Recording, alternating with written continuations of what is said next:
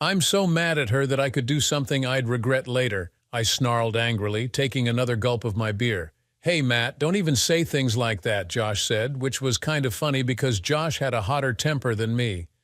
Back in high school, he was always getting into fights. The littlest thing could set him off.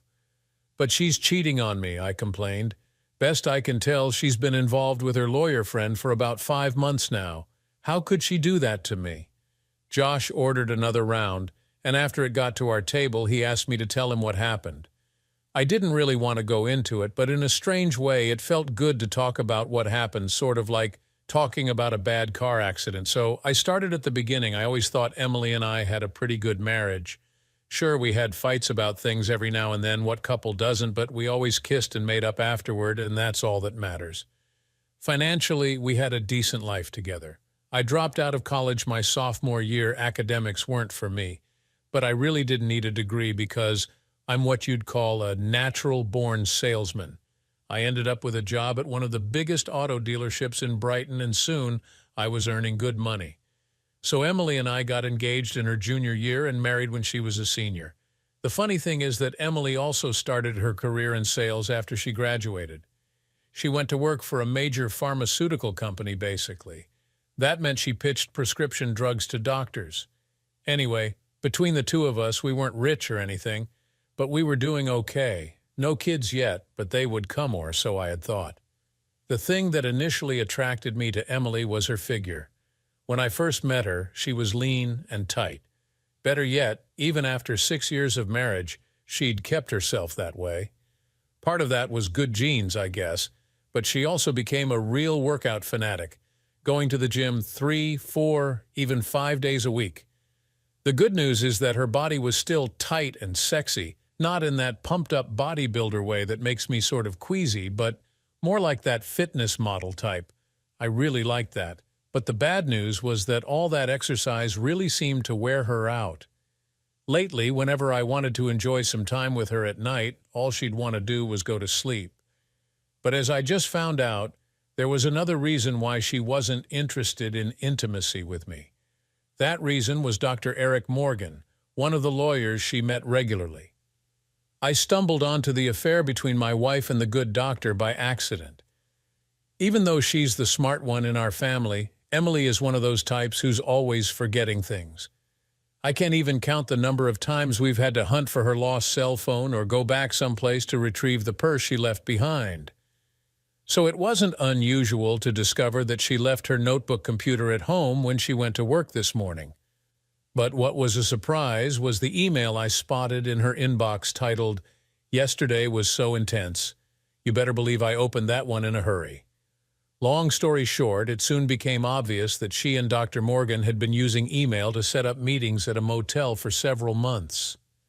Judging from the contents of the other emails I read, it was pretty obvious that they weren't meeting to discuss legal matters. When I dug into her sent mail file and saw some of the things she had said to him, it also became clear that this was a lot more than just a casual fling. The two of them were in the middle of a full-blown romance. "I never saw it coming," I moaned to Josh pitifully. "What am I going to do, man?" "Well, if it was my wife, I'd give her a piece of my mind right before I kicked her to the curb," Josh said self-righteously. "I could never hit Emily," I said. "I'm just going to have to divorce her and get on with my life. But I'd sure like to get back at Dr. Eric Morgan for screwing up my marriage." As I sat there drinking, an idea popped into my head. I leaned across the table and spoke to Josh in a quiet voice. "Hey, buddy, would you be willing to give me a hand in getting a little payback? I think I know how we could do something that wouldn't come back on us." Josh got a glint in his eyes. "Tell me what you got," he said eagerly. "My idea was simple. We'd use Emily's email to lure the good doctor to the motel again, only we'd be the ones waiting, not her. We'd tie him up, take his clothes, and leave him there in his underwear.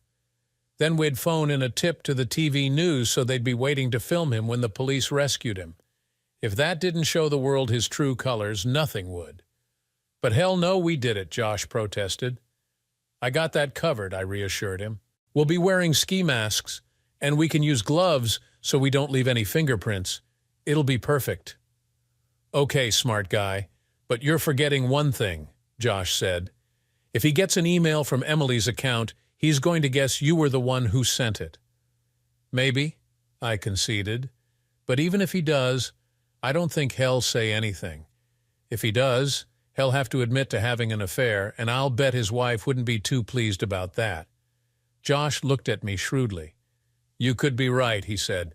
Besides, he might suspect you, but he couldn't prove anything, especially if I delete the email from Emily's computer after I send it, I said triumphantly. Let's do it, Josh said. I hate cheaters. That guy deserves it for messing with your wife.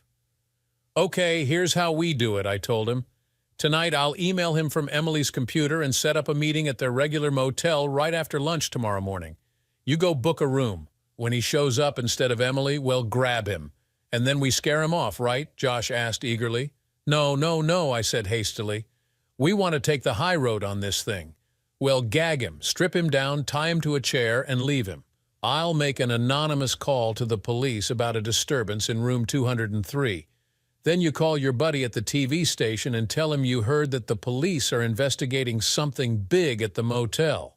It'll be all over the news. He'll be the laughingstock of the town. If he keeps his mouth shut, it'll still be pretty embarrassing for him. If he tells them why he went to the motel in the first place, everybody will know about his affair with Emily, and then I'll kick her to the curb. Sounds perfect, Josh chimed in eagerly. I can't wait. Just remember one thing, Josh, I added. When you rent that room, don't use your credit card. Why not? Josh asked. I tried not to roll my eyes. Because you don't really want the police to know you were the one who rented the room where the doc was grabbed, I said impatiently. Oh, right, Josh said slowly. I shook my head. Josh was a great guy, but he wouldn't be winning any awards for smarts anytime soon. That evening, when I got home, I acted like nothing was wrong. I even hinted to Emily that I was interested in a little hanky-panky in bed after dinner, but she quickly shot that idea down just like I'd expected. I didn't know whether Morgan was wearing her out or if she was so hung up on him that she didn't want me to touch her.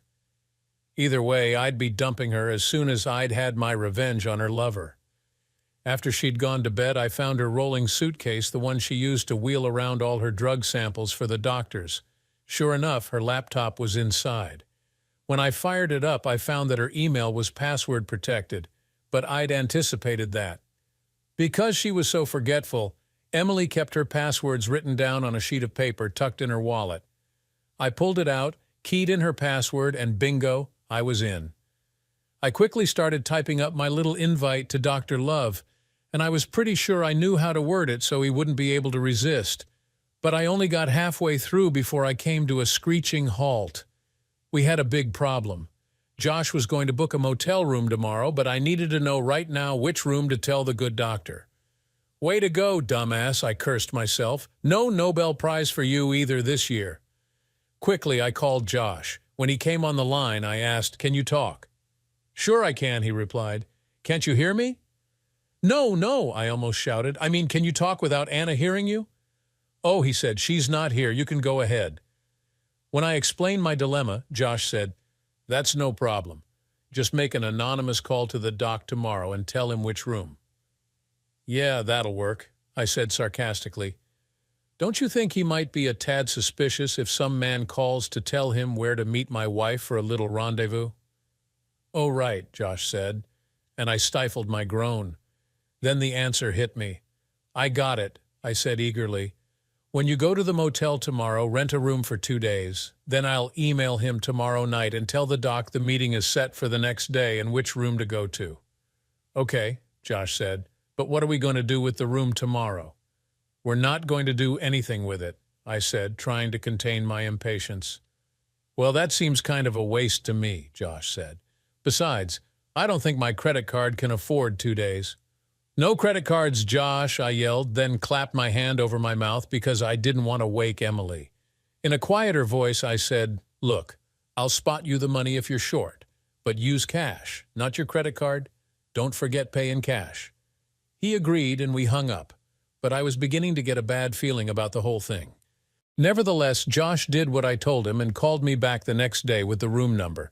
"It was no problem, Matt. The desk clerk hardly even looked at me, and I paid in cash like we discussed. And get this, we got room 203. It's right on the end, so it should be extra quiet down there. Sounds great, buddy, I told him. You did good. I'll send out that email tonight. And you get that other stuff we discussed.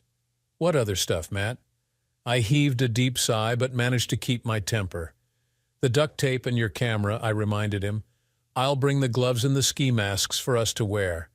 Oh, right, he said. As I hung up the phone, I swore under my breath. If he says, oh, right, one more time, I swear I'm going to scream. Emily went to bed early again, so I was able to send my message to Dr. Morgan without a problem. In the email, I promised the guy some special time like he'd never had before if he'd just show up at room 203 at the motel tomorrow at 1 p.m. I'm going to knock your socks off, I wrote, and that line had me chuckling all night. When the big day arrived, things didn't seem quite so humorous to me. I began to wonder if I was about to do something really stupid, but when I remembered all those lovey-dovey emails between the two cheaters, my anger flared up again. Dr. Morgan deserved all the humiliation he was about to get, and so did Emily, for that matter. I was the faithful husband who'd been wronged. They'd earned what was coming to them. About mid-morning, I gave Josh a call on his cell phone to make sure everything was set. He was supposed to come over to the dealership at 12:30 and pretend to be a customer so I could take him for a test drive. That was our cover story, and I wanted to make sure everything was still okay. Where are you, Josh? Are you at home? I asked him. Nah, I spent the night in the motel room, he said casually. What? I shouted. Why did you do that? Well, it seemed like a shame to let it sit idle. Besides, Anna and I had a fight, and I needed to get out of the house. Once again, all I could do was shake my head. Josh's wife was a pretty little nurse who worked at the hospital. Emily knew her because they both worked out at the same gym. From what I could tell, Anna seemed like a good woman, but she and Josh always seemed to be fighting about something. Still, I didn't like the idea of him leaving all kinds of evidence around that motel room. I watched crime shows, and I knew what those investigators could find. Josh, I said sternly, I thought we agreed we didn't want to leave any traces in the room. Oh, right, Josh said, and I bit my tongue so I wouldn't scream. Listen, Josh, clean up your mess in there. Wipe off every surface you touched and then head on over to the dealership. Remember, you need to get here at 12:30 sharp. Despite my misgivings, Josh arrived at the showroom at 12:30 on the dot. I signed out for a demonstrator and we hightailed it to the motel. When we got there, I handed Josh a pair of gloves and pulled on my own. Then we went into the room. It was a mess like I'd expected. At first, I worried that Morgan might show up early, but when did a lawyer ever keep an appointment on time anyway? With the two of us working together, we got things cleaned up as best we could before the doc showed. Josh and I closed all the blinds and curtains in the room, and then I turned off every light. The last thing I did was to fix the little flip security latch so the door stayed propped open a little. Then we pulled on our ski masks and stepped back around the corner. It was real dark except for the light leaking under the door. As we waited in silence, Josh startled me when he leaned up to whisper in my ear. It sure is spooky in here. It took all my strength not to strangle him. Be quiet, Josh, I hissed. He could be outside right now. Oh, right. Before I could respond, we heard footsteps coming down the hallway. I shushed Josh and then pointed at the camera in his hand. He nodded, and I hoped that meant he remembered what he was supposed to do. I peeked around the corner. Just then, the door swung open and a man walked into the room. Hey, Emily, where are you, you lovely lady? He called playfully. I nudged Josh to get ready. Here I am, I said in a whispery voice. And when he turned in our direction, Josh fired off his camera. The flash caught the doctor full in the face, and he yelled as the intense light blinded him. I waited till he stopped rubbing his eyes, and when he lowered his hands, I punched him hard. I'm a pretty good-sized guy, and I've been in a few fights, so I knew how to handle myself. I guess I put a little extra into that sucker punch because the doc dropped to the carpet like a stone. I started dancing around, waving my aching fist. Damn, that hurt, I moaned. Fortunately, Josh was all business. He made sure the motel room door was closed and locked, then came back and checked on Loverboy. He whistled. You really got him, Matt, he said admiringly. He's out like a light. Keep it down, I hissed, and don't use my name. Sorry, Matt, Josh said. Come on, I commanded. Help me get his clothes off. We took off our ski masks and then started trying to strip the doctor. You'd be amazed how difficult it is to undress a limp body, but after a lot of tugging and pulling, we got the doc down to his red-striped boxers. Neither of us wanted to touch his privates, so we stopped there. Then we manhandled him into the desk chair and duct-taped him to it. Even though he seemed to be out cold, I wasn't taking any chances on him waking up and yelling, so I taped his mouth as well. Okay, I said, we're done here. Let's drop his clothes in the dumpster in the parking lot and then get back to the dealership.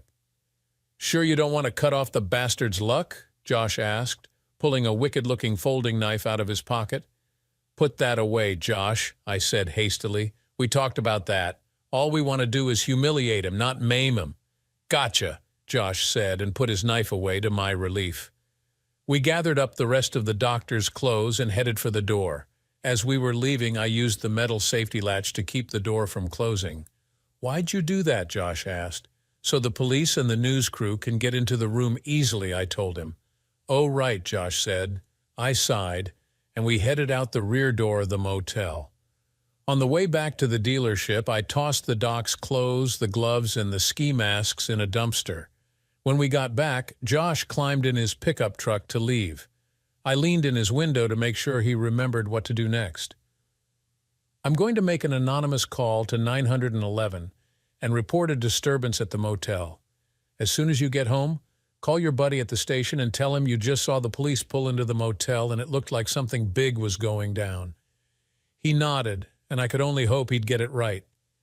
The test drive I'd taken with Josh ran only slightly longer than usual, and nobody said anything about it. I heaved a mental sigh of relief. It looked like we'd gotten away with it. The rest of the afternoon seemed to drag on forever, but finally the day ended, and I jumped in my car to head to the bar to meet up with Josh. I was so keyed up I felt almost high. The thought of seeing the good doc being marched out of a sleazy motel in his boxers on the 10:00 news had me almost salivating. The only thing better would be seeing Emily's face while she watched with me. Josh, of course, was already at a table and had a beer waiting for me. Well, I demanded eagerly, did you call your buddy at the station like we discussed? Yep, he said, taking a long pull from his bottle. Did the news crew get the doc on tape coming out of the motel? Sure did. Well, what did your friend say? How did Morgan look? Josh just shook his head. You couldn't really tell because of the body bag. Body bag? What body bag? The body bag the doc was in, Josh said, staring at me.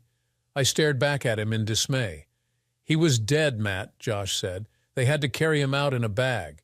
How was that possible, Josh? He was fine when we left him, except maybe for that lump on his jaw. Someone must have come into the room after we left and done him in, Matt. When my buddy called me back to thank me for the tip, he said a maid found the doc with his throat cut clean as a whistle. There was blood everywhere. It'll be the lead story on the news tonight. Up till now, the only time in my life I'd ever felt woozy was when I took a real hard hit playing football back in high school. But I felt like I might faint now. This had to be the worst thing that could possibly have happened. I took a big swallow of my beer to try to calm myself and stared at Josh. Do the police know who did it? I asked. Nah, Josh said calmly. My buddy said nobody saw or heard anything. Listen, Josh, this is bad, real bad. If this comes back on us, we're in real trouble. Why? He asked. We didn't kill him, you know that, and I know that, but the police don't know it, I said in exasperation. If they find out we were the ones who tied him up, it's for damn sure they're going to try to pin the murder on us. Oh, right. I wanted to reach across the table and strangle him, but I knew this was no time to lose control. Listen, Josh, we've got to keep absolutely quiet about this. You can't talk to anyone, not Anna, not your buddy at the TV news, not anybody. If you do, we could wind up going to prison. Understand? Sure, Matt, sure. Our best hope is that the police find whoever killed him right away. Once they make an arrest, the heat will be off us. Don't worry, Matt. I'll keep my lips zipped, he said, making that stupid hand-and-mouth gesture we learned in the 5th grade. I thought I might be sick to my stomach as I left to head home. I could only pray that Josh would keep quiet, but I had my doubts that he could do that for very long. I was sure that if the cops ever took him in for questioning, we were doomed. Why in the hell did I have to try to get payback on that damn doctor? Why hadn't I just filed for divorce from Emily and let it go? Emily! Oh my gosh, I had been planning to confront her about her cheating tonight. Well, that was out the window now. I'd just have to go home and act like everything was normal around her. What a pain that was going to be. I hoped I could pretend well enough to fool her. When I got home, it was worse than I expected. No sooner had I walked in the door than Emily came running up to me and burst into tears. "What is it, honey?" I asked. "What's wrong?" "Oh, Matt," she sobbed. "It's so horrible. That nice Dr. Morgan, the one I see all the time, he's been murdered. It's all over the news. I can't believe it," I said, trying to sound shocked and sympathetic. "What happened?" "They found his body in a motel room," she wailed. "His throat had been cut. I know I shouldn't have done it, but I couldn't help saying, 'They found him in a motel room?' Sounds like he must have been meeting someone for a little fun." "You don't know that," she snapped at me. "Anyway, you need to get your mind out of the gutter at a time like this." "I'm sorry, honey. I didn't mean to make light of such a terrible tragedy," I said contritely. "It really galled me to have to speak nice about the guy. I didn't want to see him murdered, but I wasn't exactly torn up about the fact. And it really poured salt on my wounds to know the true reason Emily was so upset. The whole evening went on like that. Every time she came into the room, Emily was all teary-eyed. When we watched the news, she kept her face buried in her handkerchief. It was enough to make me sick, especially when the TV reporter began talking about what a terrible loss his death was to the community. It wasn't supposed to be this way, I thought. They should be talking about what a low-down cheating scum he was, not praising him to the skies. It just isn't fair. Emily went to bed without even eating dinner, so I had to make myself a sandwich to avoid starvation. But the truth is, I wasn't all that hungry myself. In addition to the strain of having to pretend to be a concerned husband around Emily, I was worried sick about what might happen next. Josh and I had tried to be careful, but what if we left some evidence behind? What would I say to the police if they came for me? Who would ever believe that we tied Morgan up but hadn't harmed him, except for that little tap on the jaw? After a sleepless night, I went to work the next day, but there was no relief there. Dr. Morgan had bought cars from us before, and his murder was the #1 topic of conversation. Everyone had a theory about who had done it and why. I thought about trying to offer some alternate theory in hopes of throwing people off the track, but for the life of me, I couldn't come up with anything. Finally, I settled for keeping quiet and hoping the whole thing would blow over quickly. When I met up with Josh at the bar that evening, it was obvious that he was eager to see me. You'll never guess what I learned about the doc's murder. He greeted me loudly as I walked to his table. "Be quiet, Josh," I hissed at him. "I thought we weren't going to talk about that with anyone." "Sure," he said, "but you've got to hear this. My buddy at the station learned something the police haven't told anyone yet. Despite my nervousness, I couldn't help being curious." "Well, what is it?" He leaned over the table toward me.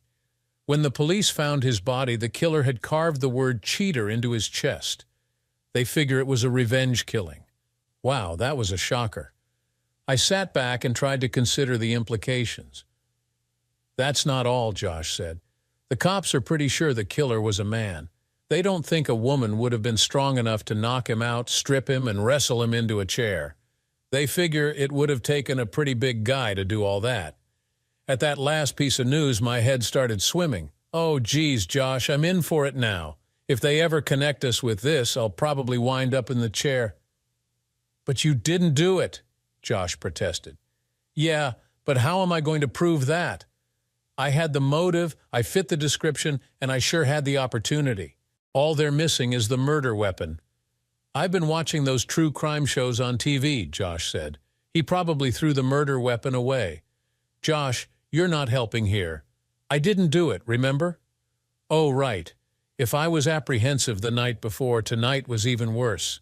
Hell, if I looked at all the evidence, even I would think I was guilty.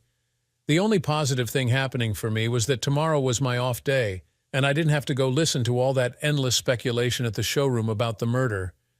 But that didn't help me sleep any easier.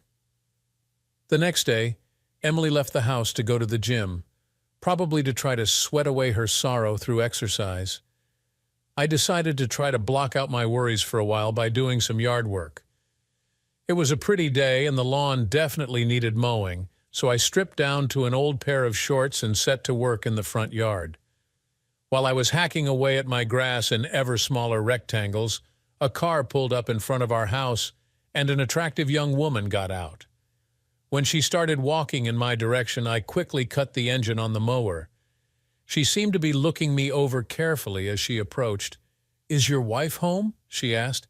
"Damn, must be the insurance lady," I thought. "No, sorry," I said to her with a smile. "You just missed her. I'm her husband, Matt. I'm the only one here." She reached into her bag and pulled out a card. "I'm Detective Stephanie Miller. Would you have her call me when she gets back? I'd like to ask her a few questions about Dr. Eric Morgan." A thrill of fear shot through me. "Why do you want to talk to her about him?" I asked a little too quickly.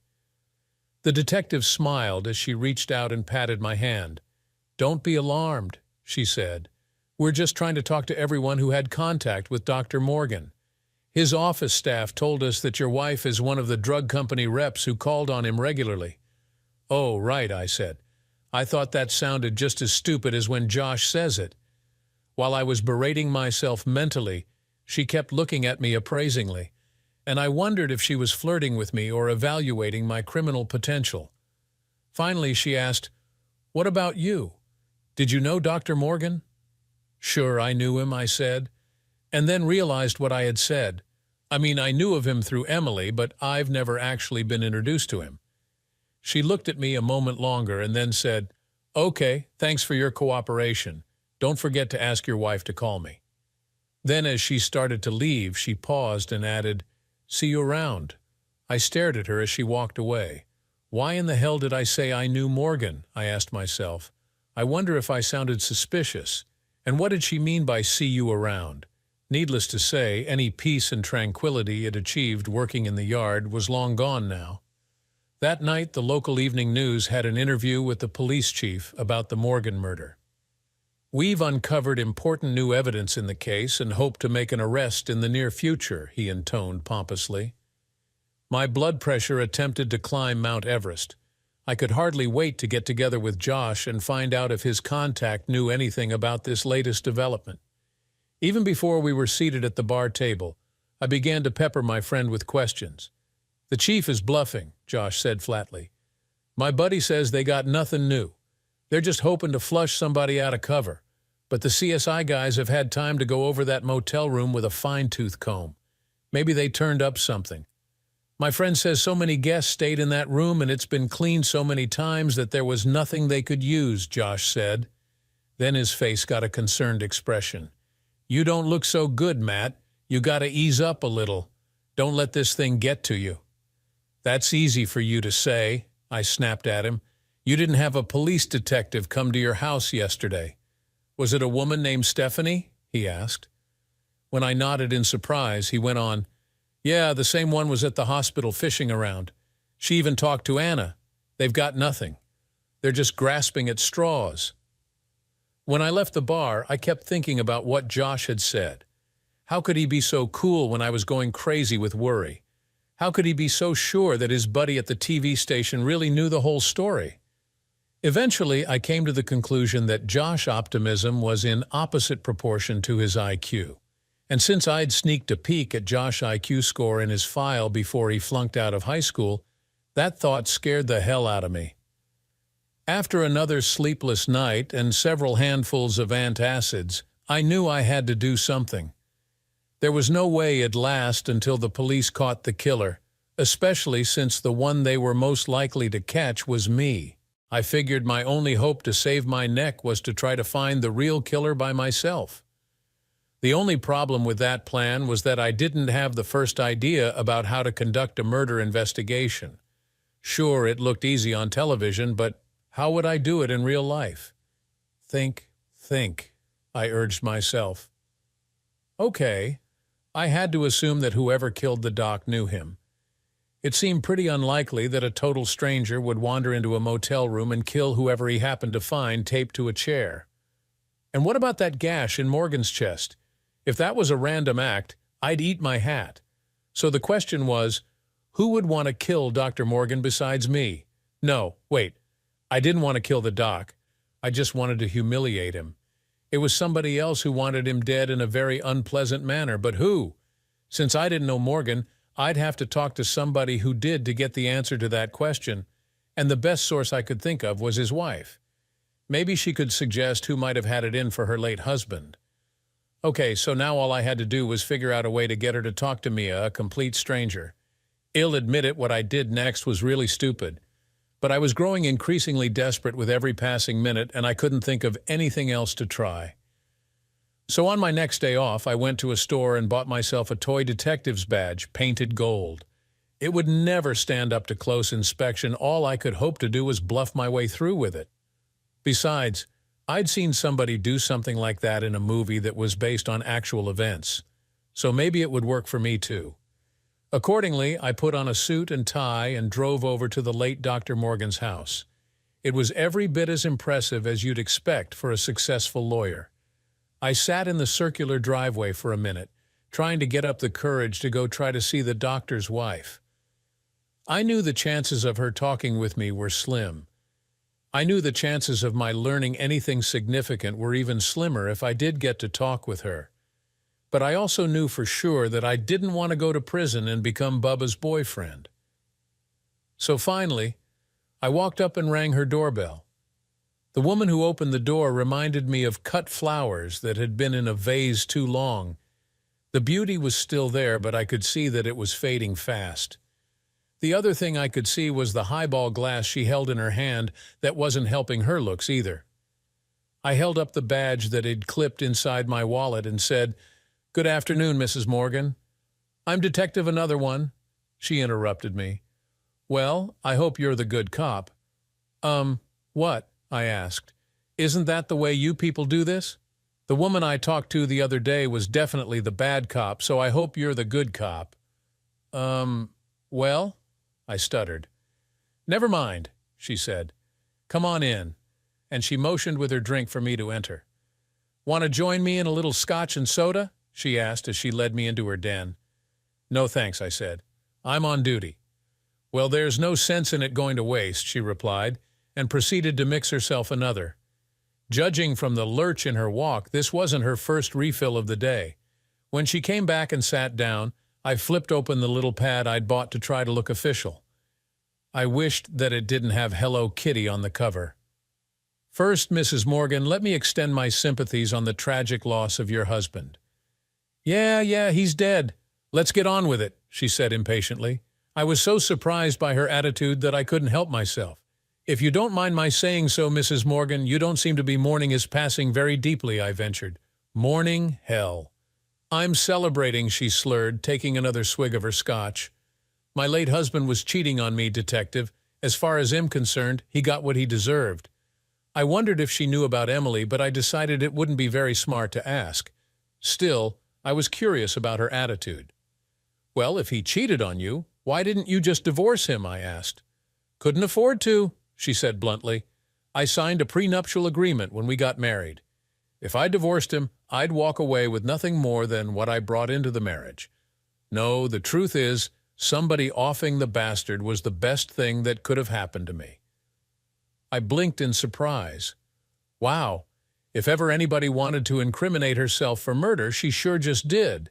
But if she had done away with her hubby, why would she say something like that, especially to a cop? Maybe she'd had more to drink than I'd thought. Or maybe she was innocent and extremely naive. But I didn't want to jump to conclusions, so I decided to ask her about other suspects. "Mrs. Morgan, do you know of anyone who might have had a motive for killing your husband?" I inquired. "Oh, sure," she said bluntly. "Several of them." "Really?" I asked in surprise. "Sure. It could have been any one of the husbands of the wives he messed around with," she said nonchalantly. "My late husband just couldn't keep his pants zipped. Over the years, he cheated on me numerous times. It wouldn't surprise me if a jealous husband decided to get revenge." She gave a bitter little shake of her head. "My Eric was a real bastard," she said. I nearly gasped out loud when she said that. Her using the word bastard didn't sound like a coincidence to me. But although it was suspicious as hell, it still wasn't a confession. Besides, she'd just given me several other possible suspects to check out. This detective game was getting complicated. "Do you know who his lovers were?" I asked somewhat nervously, wondering if she would name Emily. "Not a clue," she said. "After the first time I caught him cheating, I quit caring. Damn, there went that lead. But didn't you worry that he might fall in love with one of them and dump you?" Like I said, Eric just couldn't be faithful to me or anyone else. But I always knew he'd stay with me because he liked the image he projected in the community of a happily married man.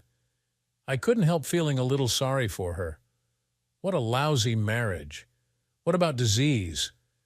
"Weren't you worried about him infecting you or something?" I asked her. She smirked at me. He was a lawyer. Even if he did get something, he knew how to get around it. Besides, once I realized what was going on, I quit sleeping with him. I haven't been with a man in a long time. She put her drink down and gave me a long, calculating look. "You know, you're a pretty nice-looking guy. How'd you like to end a girl's long drought?" With that, she quickly slid off the couch onto her knees, scooted over in front of me, and to my astonishment began fumbling with my zipper. "No, wait, Mrs. Morgan. I mean, I'd really like to, but I'm a happily married." Then I stopped short. I wasn't a happily married man anymore. In fact, I plan not to be married at all very soon. The idea of getting a little revenge on my wife and some post-mortem payback on her husband seemed pretty damned appealing. And since I hadn't been laid in quite some time either, suddenly I was riled up. I quit resisting. "Come on, baby," she cooed at me. "I want you in me now." It was rough and vocal. I hoped that her neighbors hadn't heard us, otherwise they might be calling the cops to report another murder. After a couple of minutes, Mrs. Morgan leaned back to look at me with grateful eyes. "Oh, baby, that was so good. I didn't realize how much I'd missed it."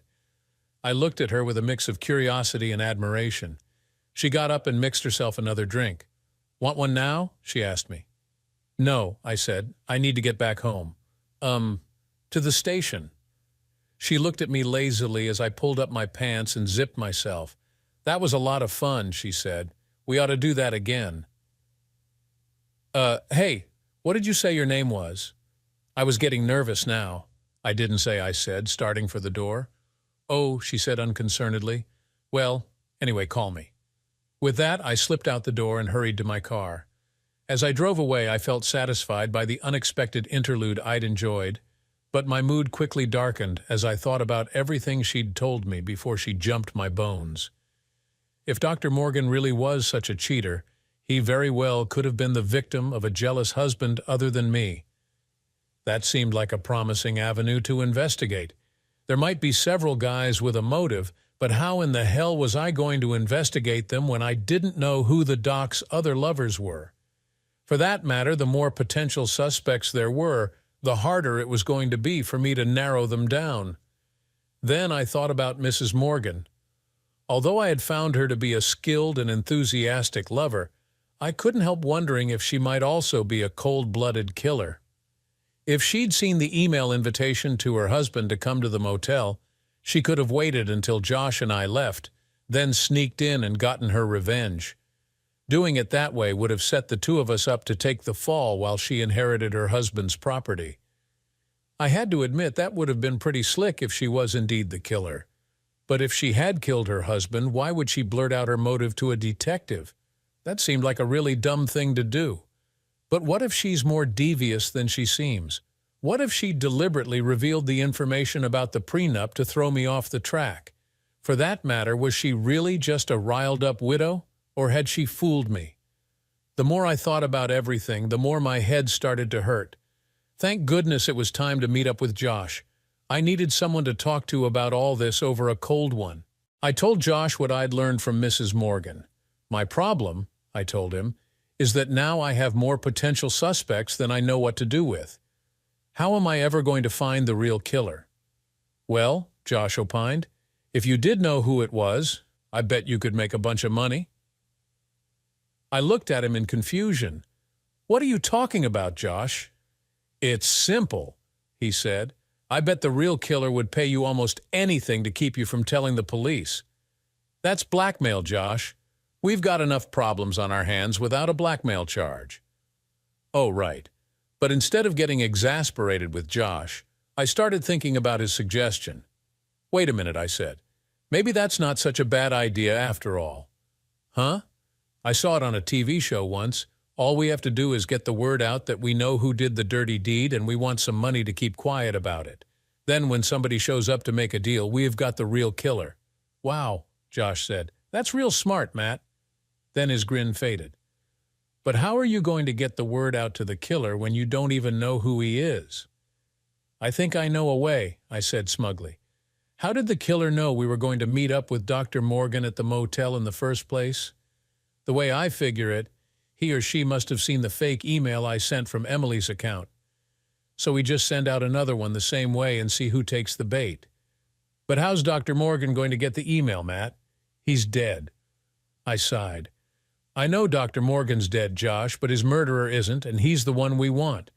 He'll see the new email the same way he got the old one, and when he shows up, we'll nab him.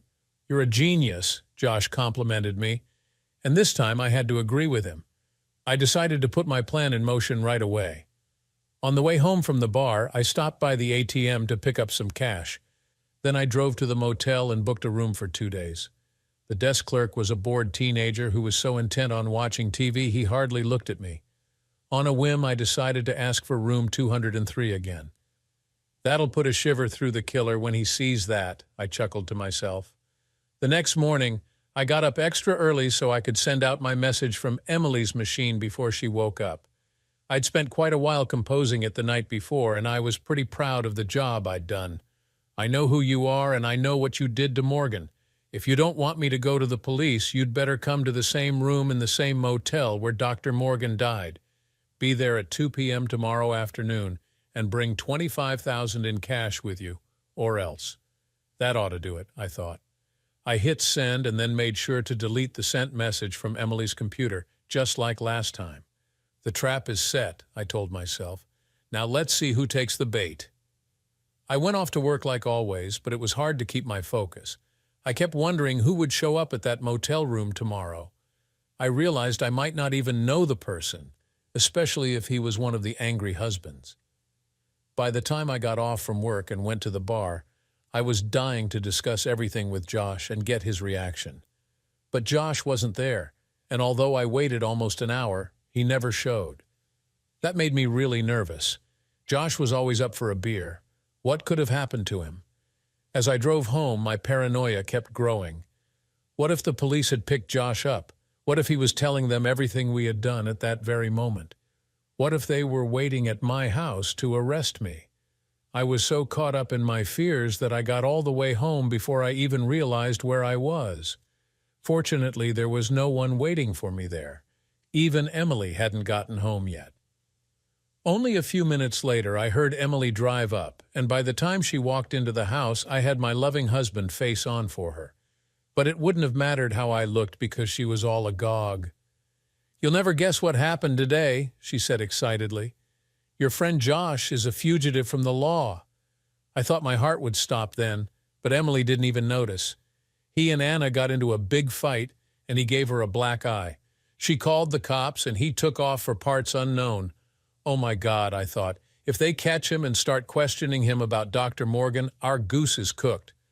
But Emily kept prattling on about the situation and didn't pick up on my panic.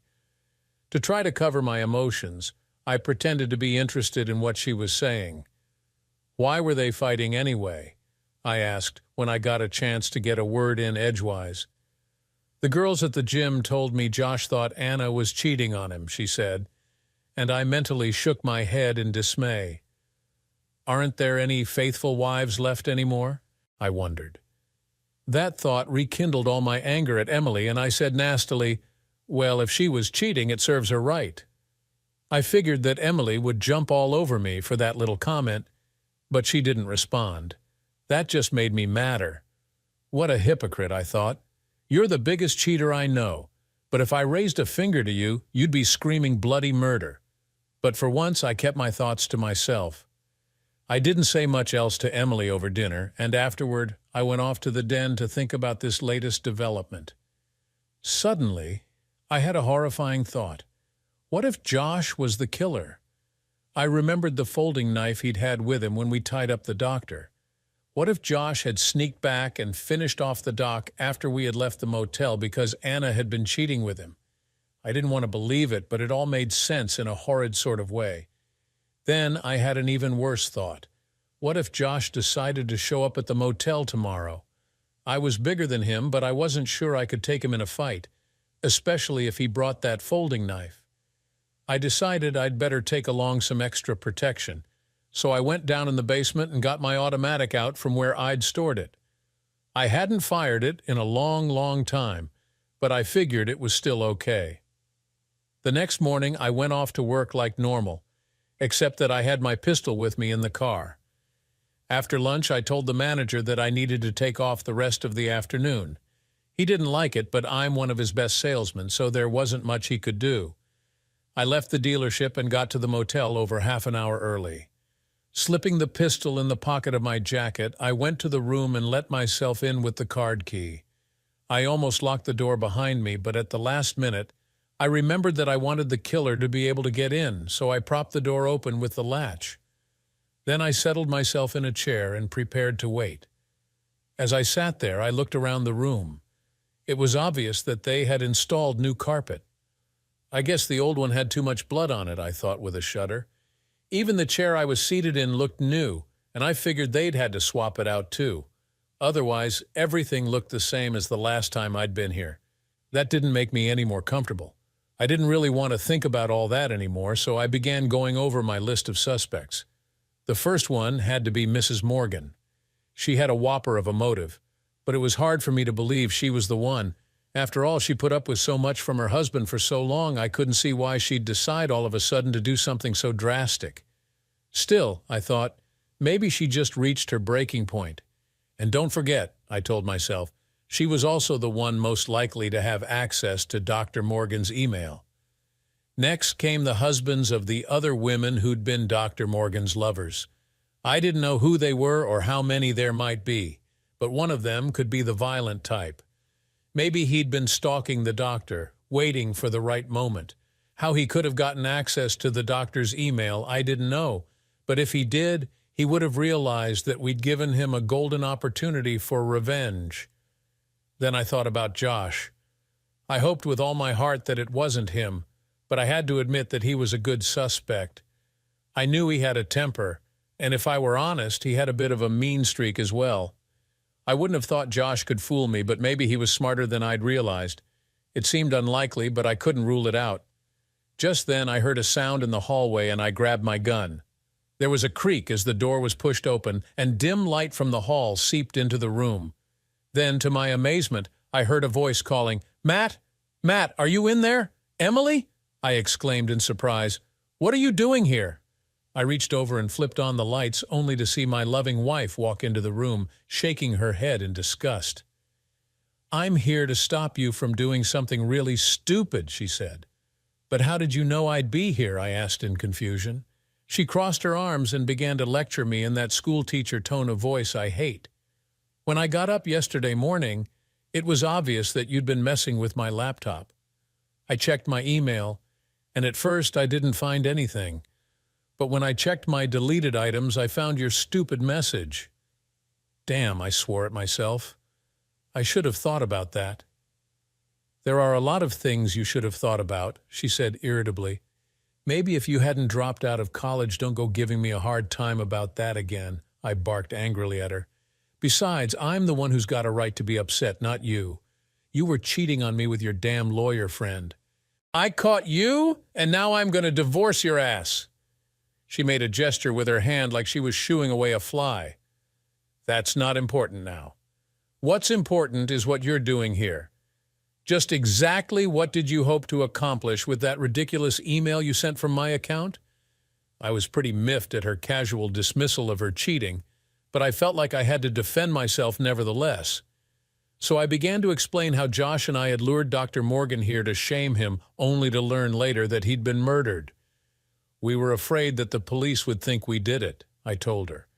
So I started trying to find the real killer.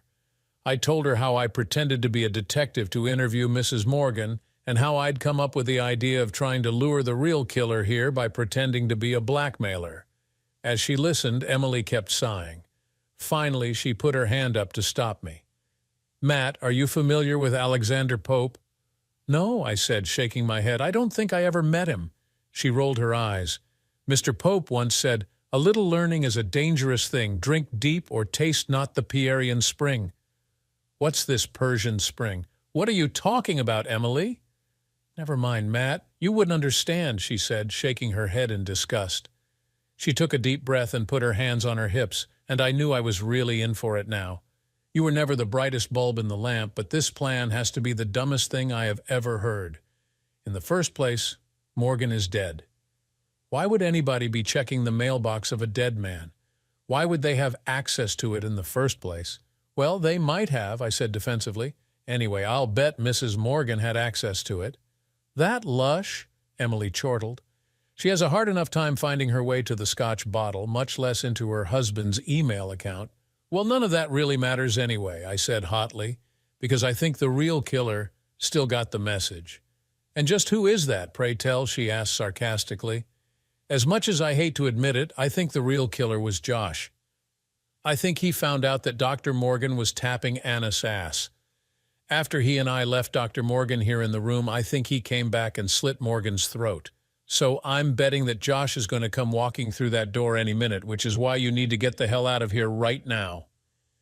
Emily reached into her purse, brought out a pair of surgical gloves, and began to pull them on. I knew she always carried some because of her work with the drug company, but I couldn't figure out why she would need them now. Then she looked up at me. "I'm pretty sure Josh isn't going to come walking through that door anytime soon because the police arrested him today. The idiot went to that same bar where you two hang out all the time, and the police were waiting for him." "Oh," I said in shock. "I hadn't heard that." Then I brightened. "But maybe that means he'll confess to the police and get me off the hook," I added hopefully. Emily stared at me calmly. "Is that the pistol you keep down in the basement?" she asked. Yes it is," I said, caught by surprise. "Can I see it?" she asked, holding out her hand. "I guess." "Sure," I said, handing it to her. She looked at it carefully, making sure it was loaded and cocked. Then she looked up at me. "Despite your theory, I don't think you need to worry about what Josh says to the police." "Why not?" I asked. "Because Josh didn't kill Eric Morgan," she said flatly. "How do you know that?" I asked. "Simple," she said. "Because I'm the one who killed him." "You? Why would you kill him?" "You were in love with him," I almost shouted.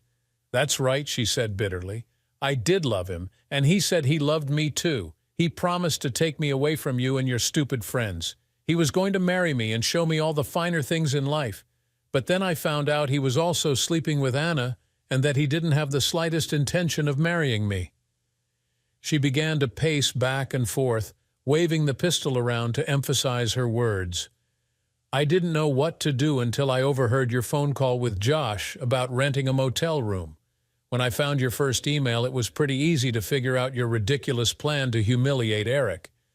At first I was going to warn him, but then I realized the opportunity you'd given me to get rid of both of you. So I waited outside the motel until you and Josh left, and then I slipped into the room. Eric was so relieved to see me that he almost wept. But when I told him that I'd found out about Anna, I could see the fear in his eyes. When I pulled out one of his own scalpels, he started trying to beg, and then he tried to scream. I cut the word into his cheating chest, but you can't scream very loud through duct tape. When I had finished marking him so all the world would see what he was, I yanked his head back and slashed both his jugular vein and carotid artery in a single stroke. Even with all the gory details, her story still didn't make sense to me. "I can't believe you could do something like that," I protested. "Besides, you were sobbing and crying that night the news of his death came on TV. Haven't you learned by now that women can cry on demand when they need to?" she asked with a smirk. Then her eyes turned dark. "Haven't you ever read that hell hath no fury like a woman scorned?" Then she sneered. "Oh, wait, you probably haven't, since the only reading you do is the sports page." She stopped her pacing abruptly and pointed the gun at me. "But for some reason, those idiots on the police force haven't hauled you off to jail for Morgan's murder. And despite all your bumbling, you've gotten way too close to the truth for me to leave you alive. so I'm afraid I'm going to have to arrange for you to appear to die by your own hand. I'll make it look like you've committed suicide out of remorse in the very same room where Eric died." "I love the symmetry," she added with a sneer. "It's almost poetic." I'd never seen Emily like this, and it was a pretty scary sight. Who would have believed she could turn into a stone-cold killer? And why did I hand her my pistol? What a bonehead move. I had to try to talk her out of it. "Wait a minute, Emily," I shouted desperately. "You can't do this." "One of the people who got that email I sent is going to walk through that door any minute." She laughed in my face.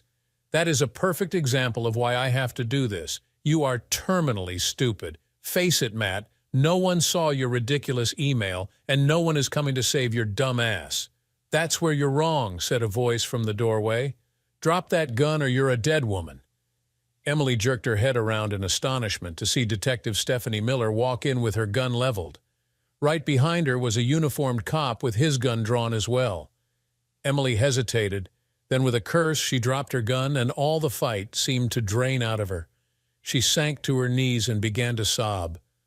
This time I thought, for real. Detective Miller looked over her shoulder at the officer and said, "Quick, get her gun and cuff her." The cop went over and kicked the pistol away, then quickly secured Emily's hands behind her back.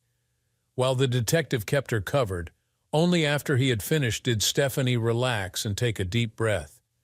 As for me, I was ready to collapse with relief. "Thank God you're here," I babbled. "Another minute or two and I'd be dead."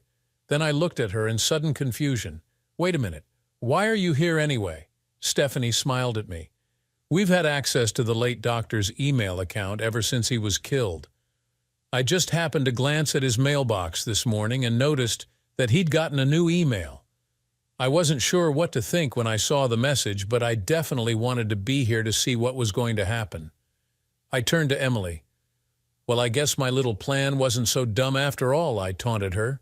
She gave me an angry stare, but there was nothing she could say. The uniformed cop lifted Emily to her feet and began to walk her out to the police car. Stephanie and I followed along behind, and as we walked, something she said hit me. "If you had access to Dr. Morgan's email account, why didn't you find out about his affair with Emily?" Stephanie shook her head. "We didn't find out because Dr. Morgan was pretty secretive. Apparently, he was in the habit of deleting everything in his mailbox as soon as he read it. Maybe he was worried about his wife finding out. As if she cared, I thought to myself, remembering our little encounter. But I kept that to myself. No use muddying the waters, I figured. While the cop was securing Emily in the back seat, I started thinking about the future. "So what happens to me now?" I asked Stephanie. She patted my arm reassuringly and gave me a lopsided grin. "Well, it's up to the district attorney, of course, but I bet he won't even bring charges against you. Dr. Morgan is dead, and we know now who really killed him. Under the circumstances, I doubt we could get a conviction on an assault charge against an irate husband." "Well, no matter what," I said, "if it wasn't for you, I'd be dead by now back in that motel room. If there's ever a way I can repay you, just let me know." She gave me a long, slow look up and down, and then flashed me a big smile. "Once all this is over, maybe I'll have to stop by the dealership where you work and see you. I've been looking for something new, something to inject a little excitement into my life. Maybe you can help me with that." Then she gave me a wink, and I didn't need a Nobel to get what that meant. Thanks for watching. What do you think about Matt's intense journey of betrayal and revenge? Do you think he made the right choices, or should he have handled things differently? Let us know in the comments below. If you enjoyed this story, make sure to like, subscribe, and hit the notification bell for more shocking tales like this. See you in the next video. It had been over 6 years since my wife of 12 years, Erica Lynn Patterson, a local branch manager for Union Bank, asked me for a divorce. Her simple explanation was, "I'm no longer in love with you." She claimed there was no one else. Erica said over time we had just drifted apart. I had my doubts, but was never able to prove anything. I had heard her on her cell phone talking shortly after that night, whispering about the big changes coming into her life. We agreed to joint custody of our daughters, who were 15 and 13 at that time. During private interviews with professionals, both girls had decided to live with her. The reason I was recalling it all was because of an article in the paper today. It was about the regional junior vice president, Erica Lynn Anderson, and her husband, senior vice president Michael Anderson, attending a charity function in Chicago. Another photo showed their daughters, aged 20 and 18, named Rachel and Megan Anderson, dressed to the nines and described as up-and-comers. It was definitely Erica. She now had the status and prestige she had always wanted. The article said she was highly coveted in social networks.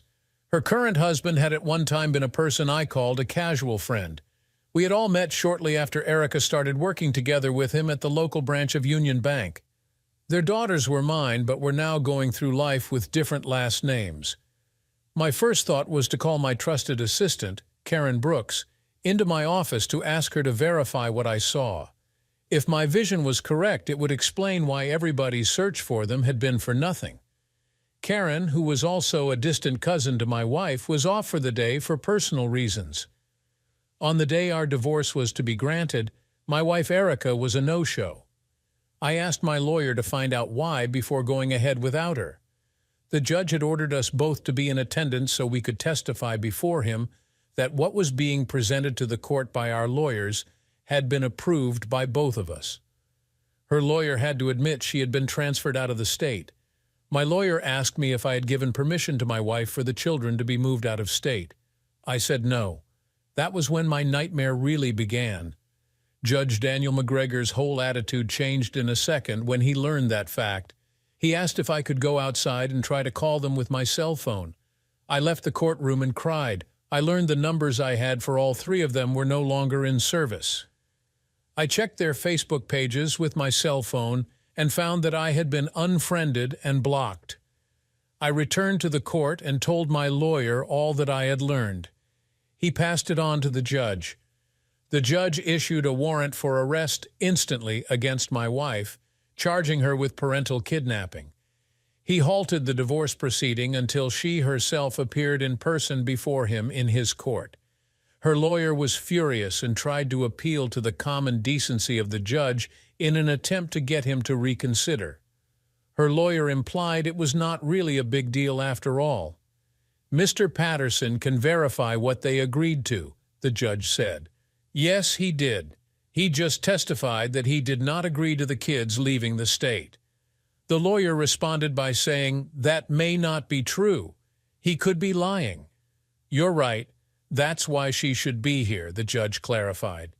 He issued a warrant for her arrest and clarified that she must appear with both daughters. The police later informed me during their investigation that her side of the family had claimed she had requested a transfer because I had been sexually abusing my daughters for years. Staff at the local Union Bank seemed eager to confirm those same claims. When the police officers asked for proof, nobody had any. It was just what Erica had repeatedly said. They had just accepted it as the truth because they knew Erica quite well. Why does it make a difference? He's nothing but just a man, was their answer. When they interviewed the ladies of our extended family privately, even social services who had interviewed the children said they had no clue about this new allegation, as it was never brought up by either of the girls in their interviews of them. They had not picked up anything that would have tipped them off. Yet the rumors spread by word of mouth throughout our town, thanks to members of Erica's extended family. Over the last 6 years, the judge and I had stayed connected. As a result, we had developed a friendship because we both loved to fly fish.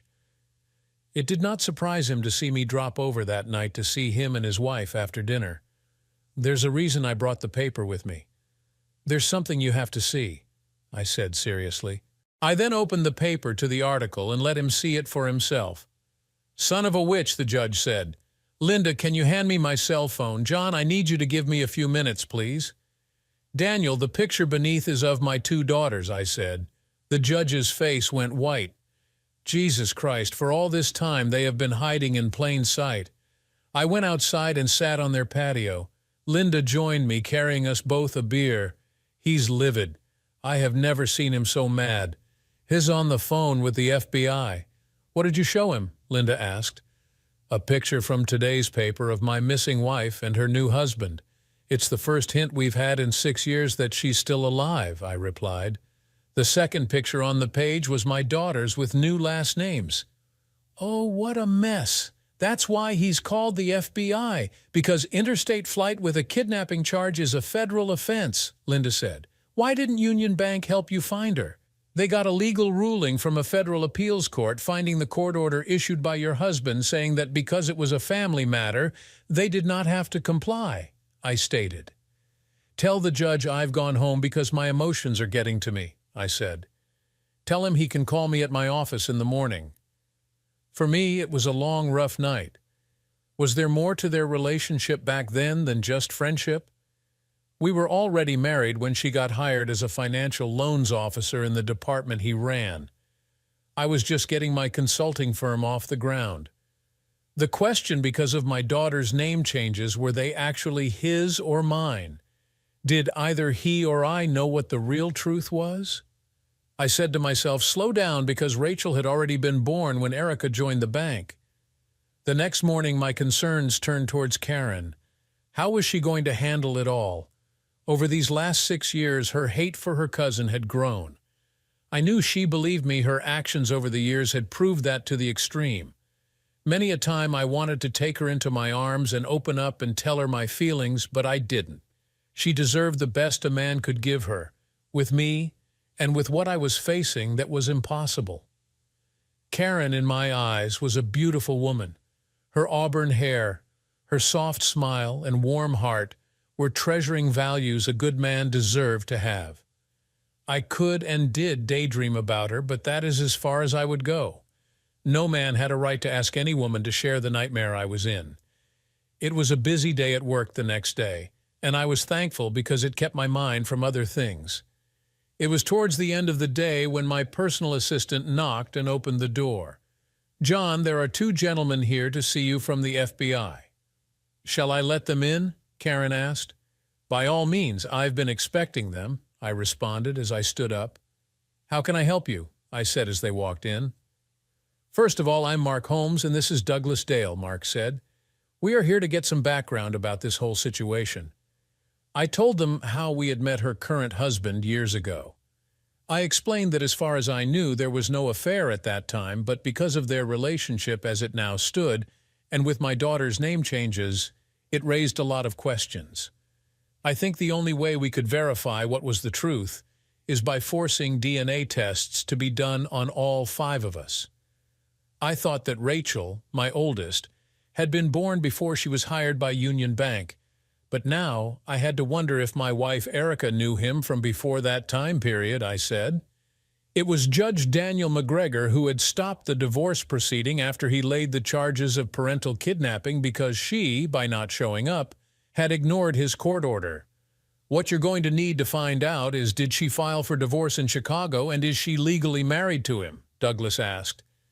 So you're telling me that the judge never granted the divorce? That's right. The court records will show that the divorce was not granted because of her failure to obey his court order to show up in court to verify to him that what was agreed upon was actually being presented to the court, I said.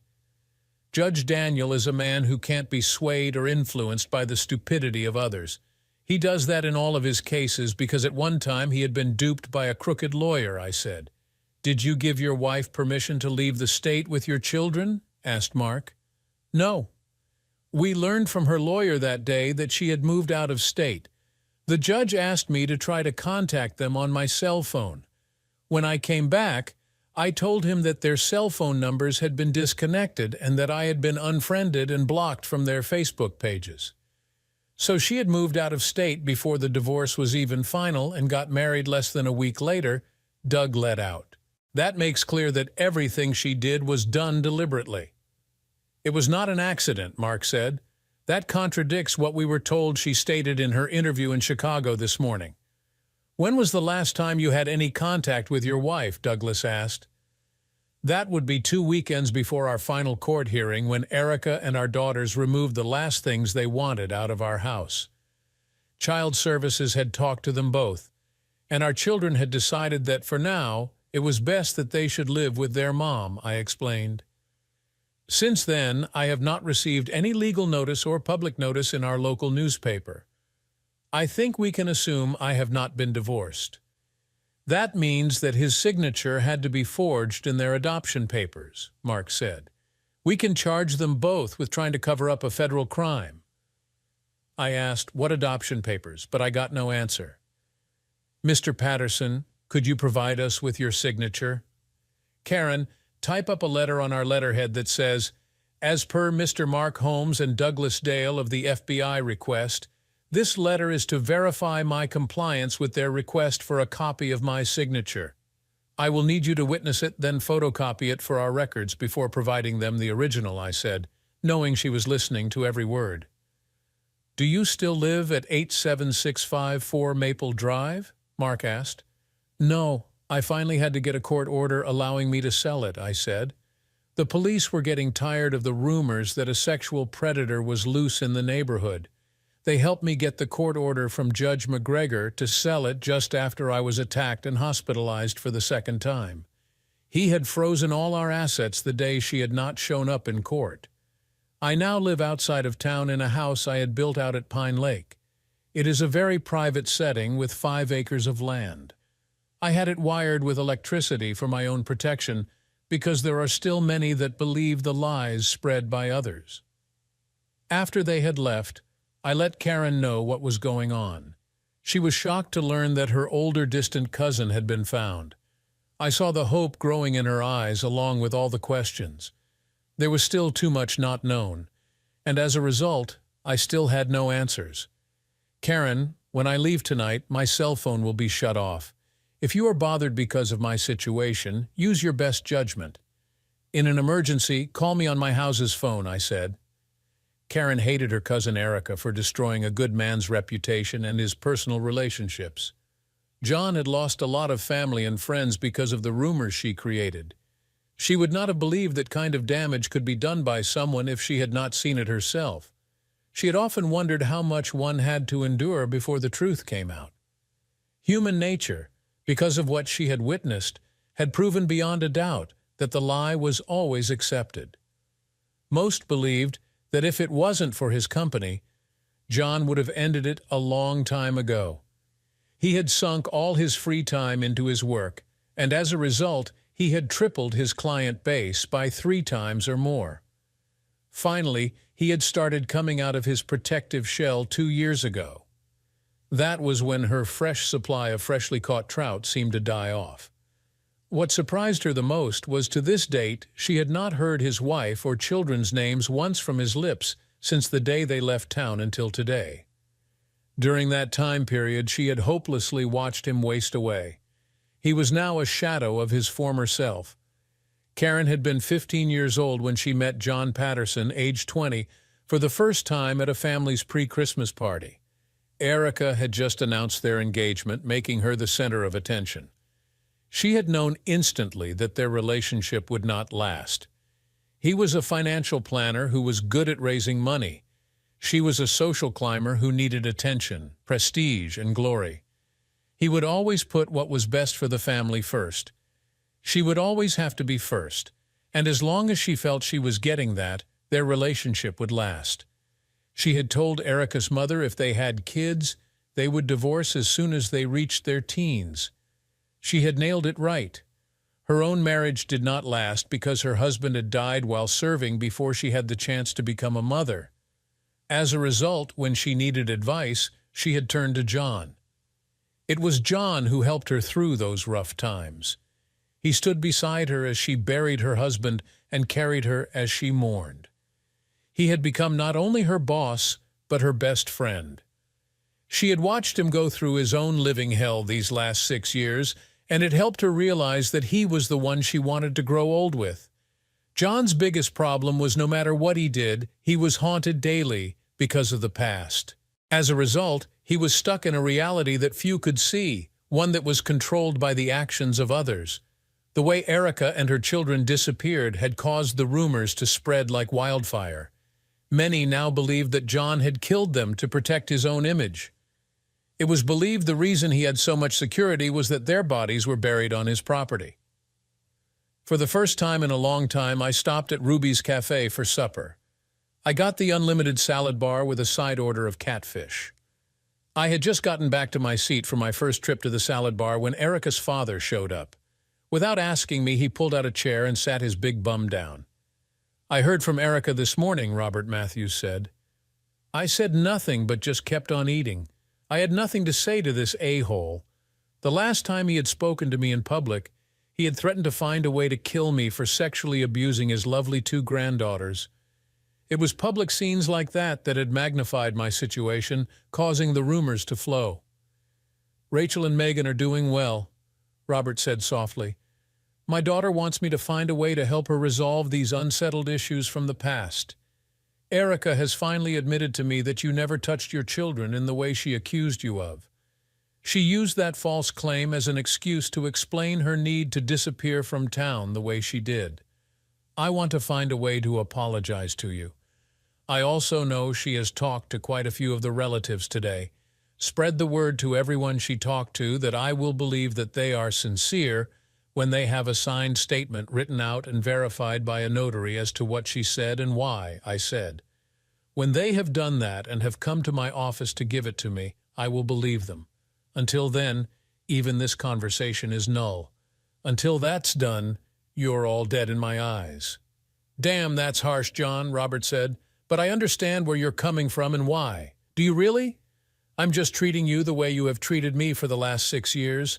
Dwell on that fact for a while. Now leave me alone and let me eat in peace," I said coldly. "Remember, too many in this town, thanks to the extended family's rumors caused by their versions of the truth, believe that I should be dead because of something I have never done." I watched Robert walk away. Did he really believe that a 2-minute chat would solve his daughter's problems? Had he figured he could sit down and with a 2-minute conversation wipe 5 years of hate, hurt, and pain away? Did they all think that it would be that easy? Was I that stupid in their eyes that they would try to act like nothing happened? A few minutes later, the waitress who had served me came over and sat down. "Mr. Patterson, I went to school with your daughters. Based on what I just overheard, I have to say that neither one of them knew what was going on. That Friday, before they disappeared, we were looking forward to seeing each other the following Monday at school. I witnessed the man who just left working with others of your wife's family while they packed up their things after they left," the waitress said. "After hearing what I just did, I thought you should know. Thank you for your honesty." "It's refreshing to hear," I replied. "I'm not surprised that I've been lied to about what really was going on for all these years. I usually keep to myself because I got tired of hearing the whispers and the lies they felt they had to spread about me." With that said, she went back to work. When I used my card to pay the ticket, I doubled the total, giving her what perhaps would be her best tip of the night. I had a great weekend fishing in my canoe on the lake. Each day I kept my limit but threw the rest back. One of my favorite meals these days is fresh rainbow trout cooked with flour and butter. Both nights I ate 2 of them with eggs and toast. Early Monday morning, I was at work, working on the first pot of coffee for the day that I had made. Reading the USA Today, I was a bit disappointed that nothing was being reported, but realized that I was hoping for too much too fast. Karen showed up half an hour early. For that to happen, the earth had to have moved in a new direction. She was excited about something because she was in an extremely bubbly mood. After pouring a coffee for herself, she joined me. Looking back, Erica and I had gotten married right after she graduated from high school. Rachel had come just over a year later. I spent those first few years flipping houses, buying cheap and selling high after remodeling. She took courses and started out as a teller at Union Bank, learning the financial business from scratch. One of the former owners saw my natural ability and became my mentor. When the partners decided to retire, Patterson Consulting was born. They worked part-time for me and helped it grow in leaps and bounds. When Megan came into the world, I had my whole future planned. "I heard what you told Robert on Friday," Karen said. "Hell, everybody did. My cell phone was ringing all weekend. I told them all, do you blame him after what the family has done to him? You all made him a walking dead man in this town. I got one question, boss. Why are you requesting notarized statements?" I smiled and said, "Public slander." "Oh," Karen said, "you're going to sue for everything she has." "Wouldn't you?" I asked. Yes, because that's the only way you can clear your name and restore your credibility. Even better, by getting a court order freezing their funds until my slander suit is done, restricts them. It forces them to have to rely on a public defender, I said. Would you like to go into federal court using a freebie lawyer? Well, boss, it's going to be an interesting week. If all those who called me follow through, we're going to end up with about 20, Karen said. Most of the family are basically good, honest people. The problem, as I pointed out all weekend, is they had accepted the lies as the truth. I told them when they went to church on Sunday to ponder over that. The question is, will their own guilt move them to do what they know is right? As she headed to her desk, she turned and said with an inviting smile, "Boss, remember, some of us single girls do enjoy spending an early morning fishing." For the first time in years, I broke out in a laugh. When I left for the day, I said to Karen, "Thanks for putting a smile on my face." Karen was and always would be my rock. I firmly believed that if it was not for her, I would not have made it through the nightmare of these last 6 years. By lunchtime on Thursday, we had 24 signed and notarized statements, all basically saying the same things. My wife in name only had told them all that she had to leave town, because I had been sexually abusing my daughters for years, and that she had finally found the strength to get out. Erica had claimed she filed for divorce on those grounds. If any of them had checked the court documents, they would prove for themselves what she had said was false. Some had helped her sneak out of town with her 2 daughters and had promised Erica their silence. All admitted to her calling them this last week in an attempt to resolve the past issues, and in doing so had admitted that everything she said about me was a lie. It was my view that Erica was afraid of losing the new life she had built for herself. She had no remorse or guilt for what she had done. She would have gone on as if nothing had happened if I had not caught her image in the paper. I knew, since my daughters had not attempted to contact me, that they believed whatever she had told them. The best I could hope for with the facts now coming out was the satisfaction of knowing I might get the feeling that justice for me was won. I had reached the conclusion that as far as my daughters were concerned, like most of the family, I had been written out of their lives. Having a name to go on, Karen was able to find her current legal address, where they both worked, and the address of that location along with their current net worth. She said, "Your appointment with the civil lawyer is at 2. Make it clear that Erica needs to be served before she is charged. Also, remember to tell her that you would like a court order to freeze their assets." Damn, I thought to myself, Karen, you're leaving nothing to chance. God have mercy on Erica if you ever see her in person, because you won't. I came back to the office at 430, carrying a chilled bottle of champagne and 2 long-stem glasses. The lawyer Karen had picked out was taking the case. I gave her everything: the old court records, the stenographer's recording of the judge's ruling, the affidavits all signed, along with a copy of the warrant for her arrest. I also brought her the copy I had showing the news article promoting my wife's new life. I made sure she knew everything about the relationship of all 3 of us, and when I had officially met him. When the lawyer learned of the compliance of Union Bank, she said, "We should sue them too, for deliberately contributing to the deliberate attempt to destroy a man's life." I said, "As long as one suit covers the other, I'm game."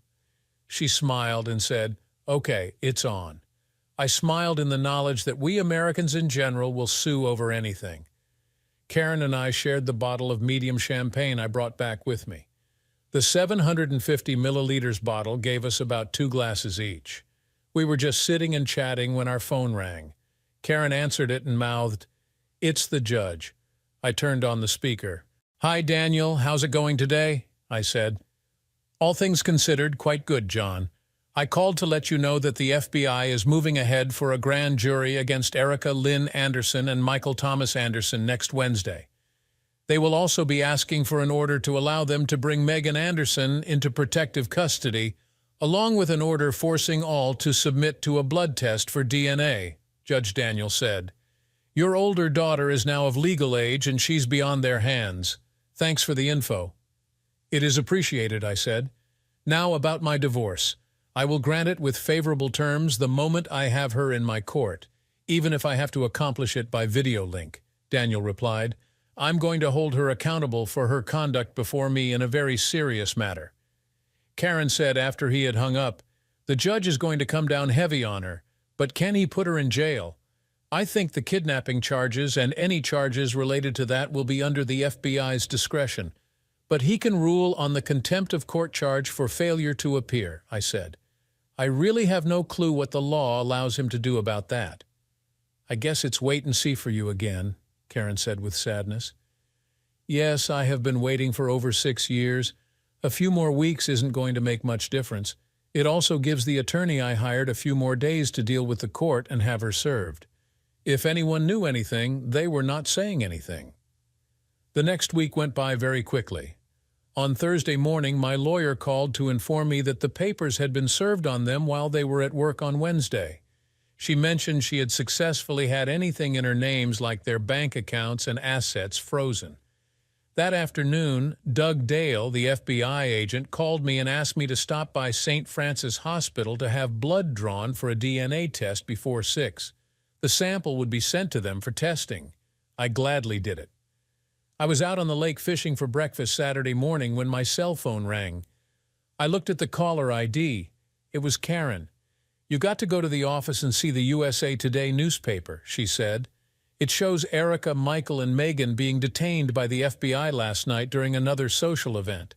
I replied, I'm on the lake heading for shore. Once I get changed, I will head into the office and check it out. Curiosity was killing the cat. I had to know what the FBI was going to charge them with. It took me about an hour to get to my office. Karen had been right. But what really got my attention was what the reporter wrote, kidnapping. We all have a view of what it is. Does it really mean our thoughts are correct? Under federal law, kidnapping is defined as using force, lies, or fear to steal or hold an individual captive either by force or by sociological means in order to benefit from it in some manner. Kidnapping is a felony. The average sentencing is 12 years. This is just one of the charges facing Erica and Michael Anderson because of their conduct after she left Illinois with her children without clearing it with her husband, who she was divorcing at that time. According to what court records show, when she filed, it was because she no longer loved him. The judge issued the bench warrant against her for kidnapping after halting the divorce proceedings because of her failure to appear as ordered. It was our own story about the couple 3 weeks ago that finally led to her being caught. It is apparent that Erica used the Patterson name when she got married to Michael Anderson in a civil ceremony in New York City, just a week after she left Illinois. We have learned that the paperwork filed to have Michael Anderson legally adopt Rachel and Megan Patterson was fraudulently created and submitted to the court, who had approved it. Mr. John Patterson's signature had been forged. The FBI now believed this was done by the couple so that they could hide the Patterson daughters in plain sight. It seems the couple had worked together in Union Bank years earlier when they were starting out their respective careers. Mr. John Patterson had tried to get Union Bank to disclose his wife's whereabouts, but they got a court order in appeals court that allowed them not to. It now painfully appears that Michael Anderson, as a senior vice president of Union Bank, was using his authority and power to thwart his wife's first husband's attempts to locate his still legal wife and his children. We have learned that Mr. John Patterson has filed a civil suit for public slander against Erica Anderson because she had told over 20 of her family and friends that she had left her first husband because she caught him sexually abusing his daughters. According to local police, they are 6 years later still getting reports accusing him of being a pedophile. They say this is not true and that Mr. Patterson has been forced by the views of society to become a recluse. I asked, was it really that bad for John Patterson?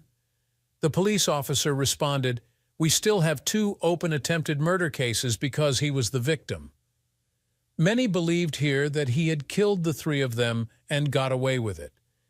He has also filed suit against Union Bank and its senior vice president, Michael Anderson, for marital interference. Let's look at it from the victim's side for a moment. Don't you think he deserves justice? I do, but what will he get? Nothing, because our society doesn't take that into consideration when dealing with criminals.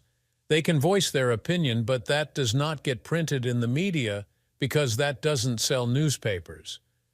Quite often, the victim pays the price. For years, the criminal ends up with free room and board. The article was stunning. It had laid out all the facts. I had just refilled my coffee cup when the phone rang. I answered it saying, "This is Patterson Consulting. How may I help you?" It turned out it was the Southeast Missourian newspaper.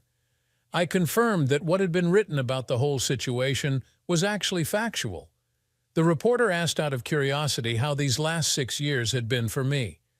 I told him of the 2 still open cases of attacks on me by unknown sources. The police were treating both cases as attempted murder. I explained how far the rumors had gone. Then I asked him, "How do you view what I went through?" He said, "I would call it a living hell." It was hard for me to believe the nightmare was ending.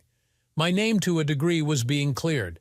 I knew that 6 years had destroyed for good any relationship I had with my daughters, just like the rumors had done with my own parents and siblings.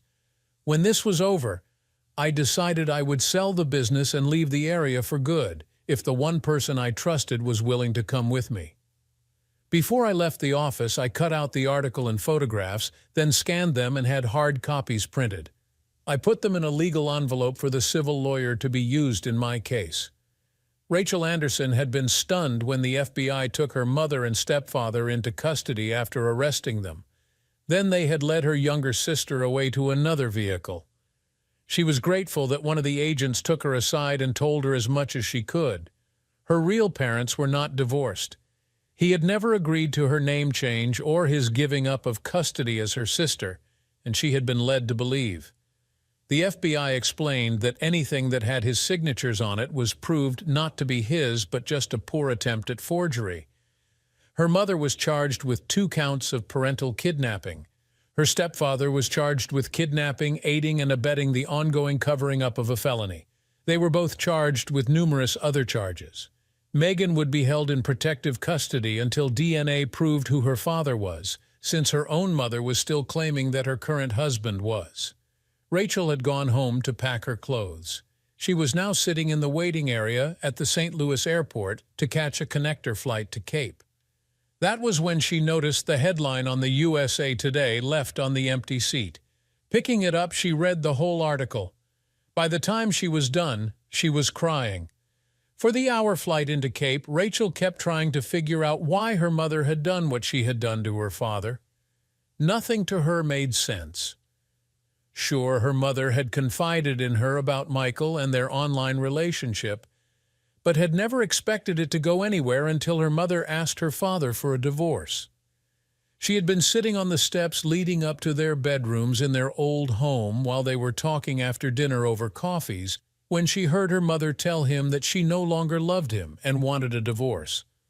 Her father had been devastated at the time. Her mother's view was, "Who the hell cares? He's nothing but a man, and there are plenty of other suckers like him." Now, with what the newspaper had disclosed about her mother's and Michael's previous relationship, it had raised even more questions. As she watched the plane start its descent, she wondered if the empty car rental booth at the airport still had a phone. It was 11 in the morning.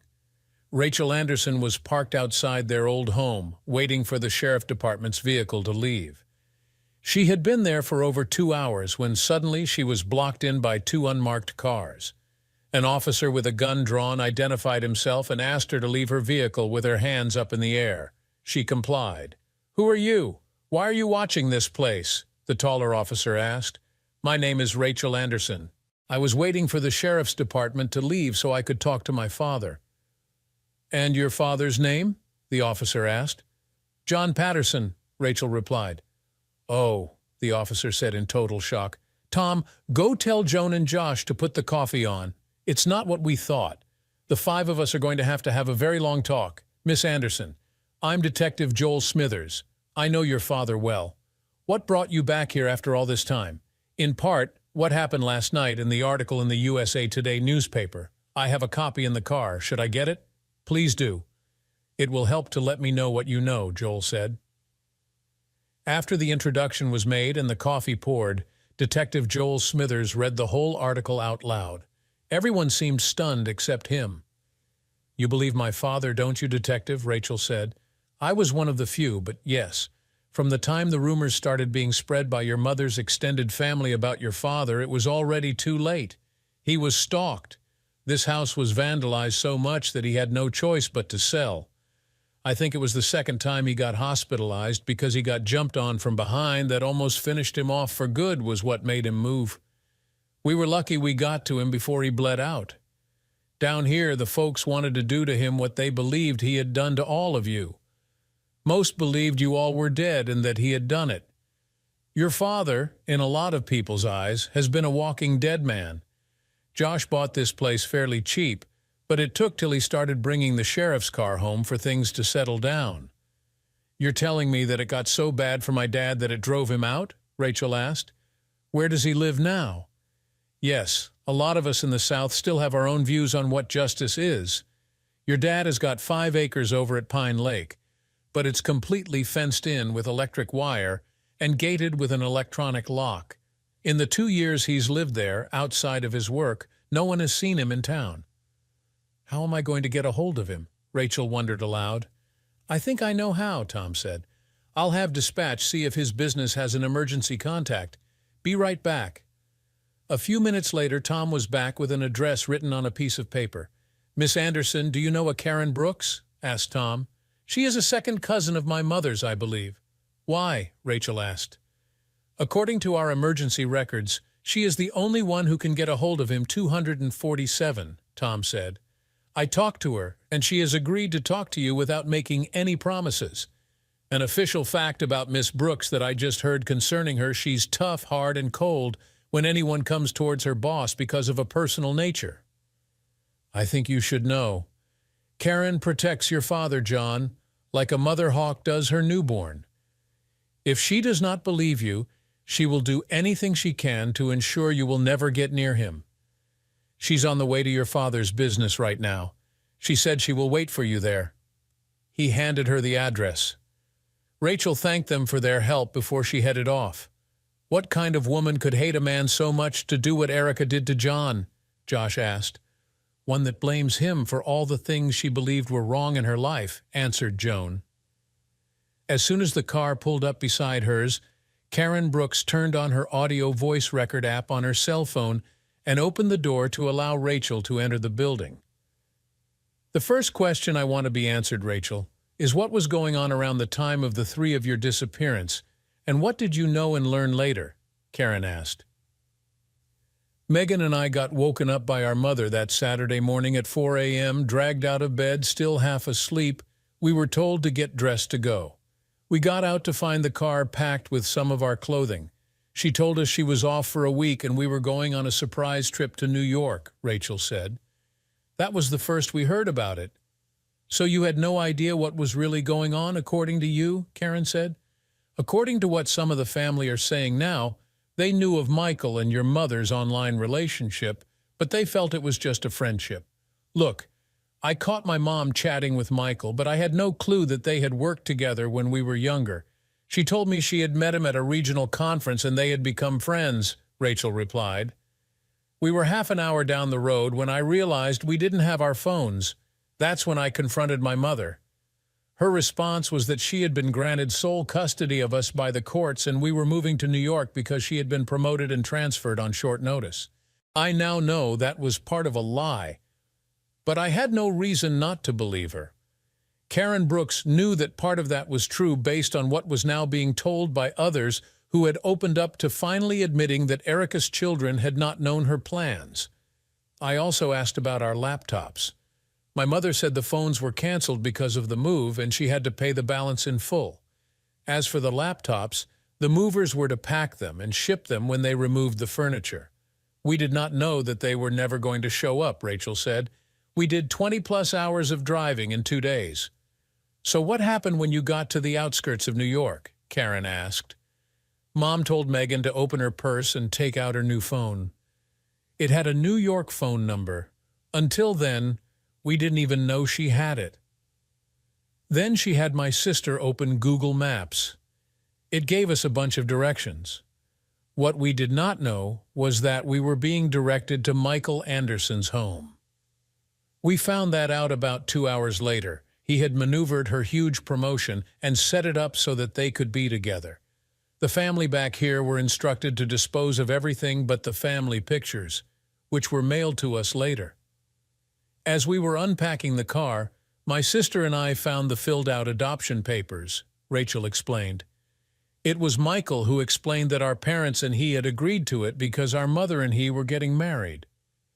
Rachel explained, Mother was the one that disclosed to us later that night that we had to give Michael and her a chance because he was our biological father. Gradually, we were led to believe that when Dad found out about Michael's true relationship with us, he decided that he had no choice but to write us out of his life. Rachel, I believe you because I already have heard about 50 of what you told me from the family over the last few days. The only thing we knew for sure was that the school district had given Erica printed out copies of your school records so you could register at your new school when you found a place to live. Now that Erica has been found, the truth is coming out. Just so you know, I have recorded our conversation. As soon as I have forwarded it to the FBI and your father, we will go for an early supper at Ruby's Cafe, Karen said. While I am doing that, look at these copies of statements made with a notary. Ponder over this, though if she lied to you about your father, John Patterson, could she be lying about Michael Anderson too? Karen went into the other room and watched Rachel for a few minutes before forwarding their conversation. Rachel was learning just how much her mother's family had conspired with their mother against John. She had sent the conversation to John first, his civil lawyer second because Rachel's honest statement was so damaging. Then she had sent it to the FBI. During the whole time she was watching Rachel made no attempt to contact anyone. Just before she was about to go back, John texted her, I will be there waiting for your arrival. Thank you. She texted back, I have left her alone for about half an hour to allow her to read some of the statements we have gotten from the family. She has not tried to contact anyone. With that done, she rejoined Rachel. Karen, do you have any idea why my mother told the family my father had been sexually abusing us for years? Rachel asked. None of the family had ever really approved of your father. Your mother knew. I think she used it to explain her need to disappear and move far away overnight. Erica also knew that your father would go looking for you, and he did. He even tried to sue Union Bank to get them to release the whereabouts of your mother, and won. But then he lost in the appeals court, Karen explained. We did not know of your mother's marriage or your name change until a couple of weeks ago when your picture was published in the paper. When your dad served them that day, your mother made contact with the family in a failed attempt to get her mounting problems to go away, Karen explained. For 6 years plus, your dad has been a hunted man because of the actions of your mother. I thought we were going to lose him twice. How is my dad really? Rachel asked seriously. He keeps to himself and has lost a lot of weight. The stress he's been under for so long has turned most of his hair completely white. His Facebook page got filled with hate and threats so much that he had to close his account. It forced him to remove his name off the Facebook corporate page too, because they went after him on it. They were trying to destroy his business and his life. He's learned not to believe in anyone anymore, so he trusts very few. He used to be so outgoing, now he is quiet and reserved. He has no choice. He's free, but he's not because there are those who still would like to take their kind of justice out on him, Karen explained.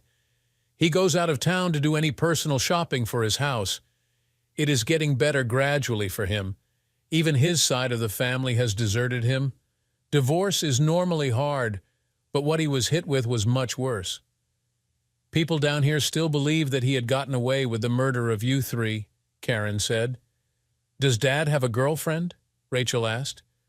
With the reputation your mother gave him, would you date him? Karen asked. For over 6 years, he has had to defend himself against a lie where he could not prove the truth.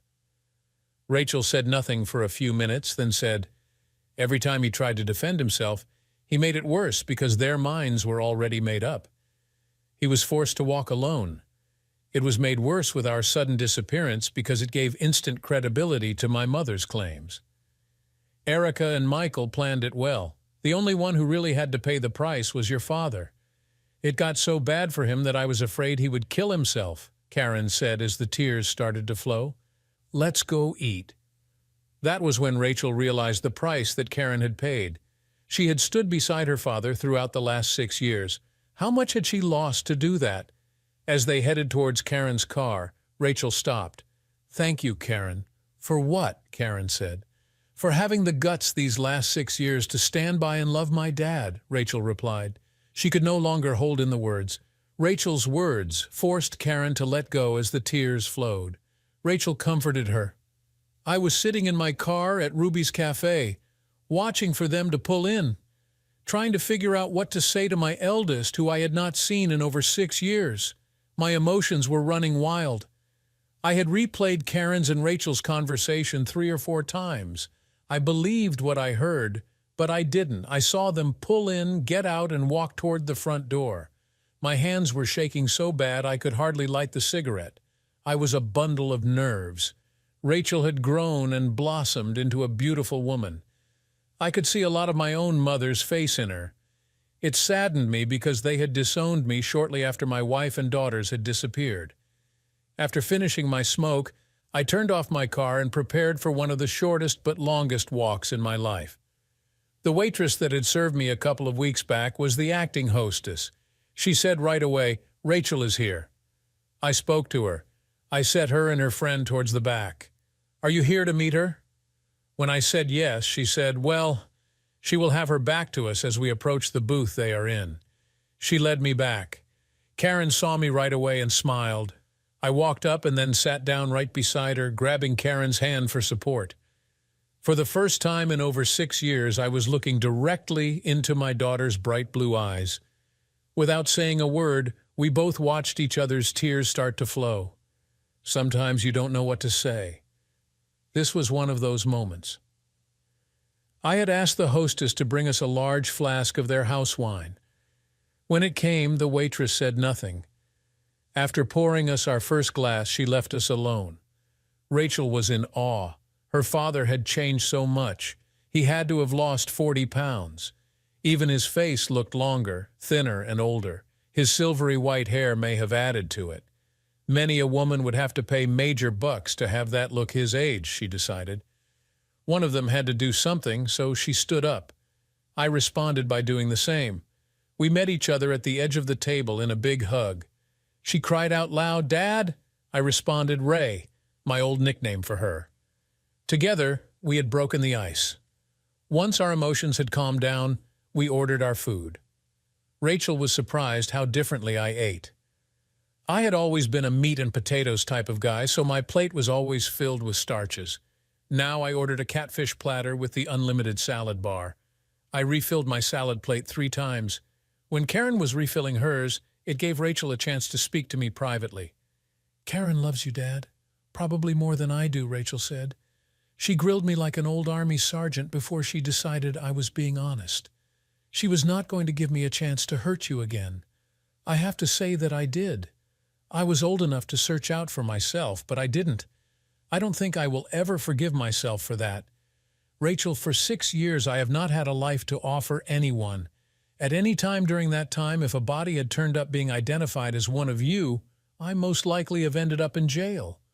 Most around here believed that I had somehow murdered the 3 of you and got away with it, I said. I knew, so 3 years ago I changed my will, leaving everything to her. After the second time ending up in the hospital with knife wounds from being attacked, I was considering ending it. She's the one that brought me back from that edge. Karen came back to see Rachel bawling. What did you say to her that got this started again? Nothing much. Just that 3 years ago, while I was in the hospital having decided it was time to end my life, I had changed my will, leaving everything to you. I told her it was your love that brought me back from the edge, I said. I ended up with 2 females crying. After lunch, we went and returned the car rental.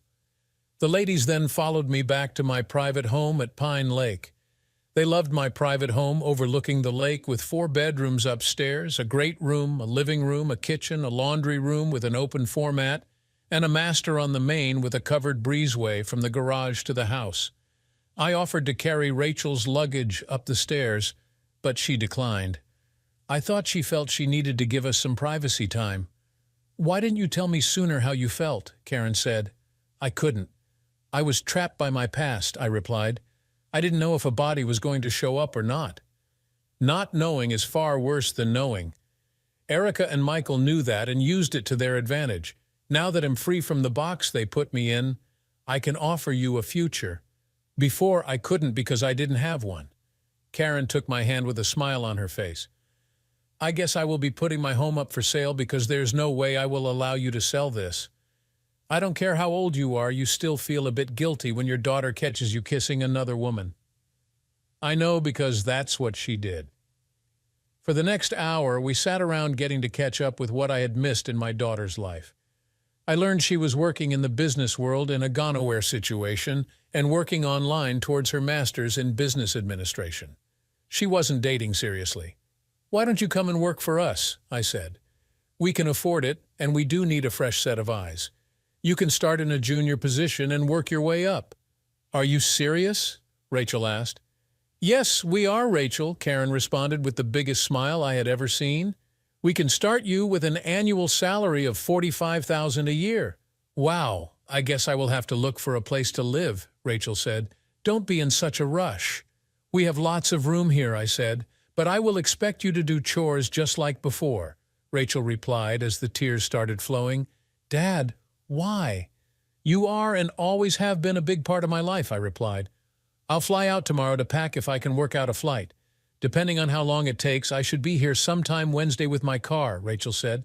"Let's add both your phone numbers to my contact list." We had just finished doing that when Rachel got a text message from Megan. Rachel showed it to me. "Finally got my cell phone back. The FBI is holding me until they get the DNA report to prove that Michael Anderson is or is not my biological father. I had a writing expert show me how they proved the adoption agreement was falsely created. Can't call but can receive and send texts because it's a secure center." Rachel wrote back, "With our real dad now, flying back to New York tomorrow to pack clothes. I'm moving back home and joining his firm. His cell phone number is—" Megan texted back, "Bring mine too and my laptop. The lawyers can have the rest of the stuff." Rachel texted back, "See if you can get a copy of the USA Today newspaper for today. You need to read the article about us in it. It explains a lot of things that I didn't know. Call me as soon as you're able so I can tell you a lot of things that I've learned." Karen saw me go outside to the patio and followed me. "How are you feeling?" she asked. Emotionally overwhelmed, I responded as I took her into my arms. "How about I take Rachel with me and go back to my place so I can get some of my clothes?" Karen said. "That will give you some time to deal with your emotional thoughts." I sent to her cell phone the program for the electronic lock on the gate so she could open it and gave her the house keys to copy, suggesting that we may need 4 of them. They were gone for about 2 hours. I spent most of the time crying. I figured the pains and hurt I had been carrying for such a long time were coming out. I was right. The way I was behaving, it was like a dam had broken. When they returned, I was smiling. So were they. I was on the patio firing up the grill, getting ready to throw some steaks on. I had already made a tossed salad and was baking some potatoes. I watched their chatter as they each carried a handful in. After 4 trips, they had brought a lot of stuff. It was now laying on the master bed. Over the very late dinner, I learned that Rachel was flying out at 8 Sunday morning. Karen and I would be moving more of her stuff over tomorrow. It pleased me to see the girls' love. We were all drinking coffee afterward when my cell phone went off.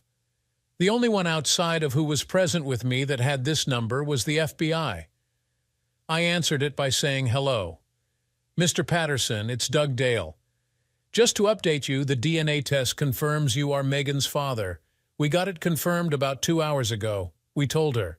She wants to come home, so we have her landing in Cape at 7:30 Monday morning. That's great. Karen and I will be there to meet her," I responded. "Perfect. We knew that Rachel had headed in your direction last night. Let her know that her sister did see a copy of that article online, Doug said.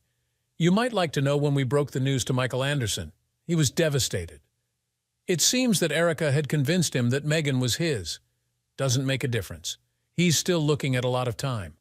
A quick question when the dust settles, what are my daughter's legal names? Their legal name is Patterson. We got a court ruling on that Friday morning.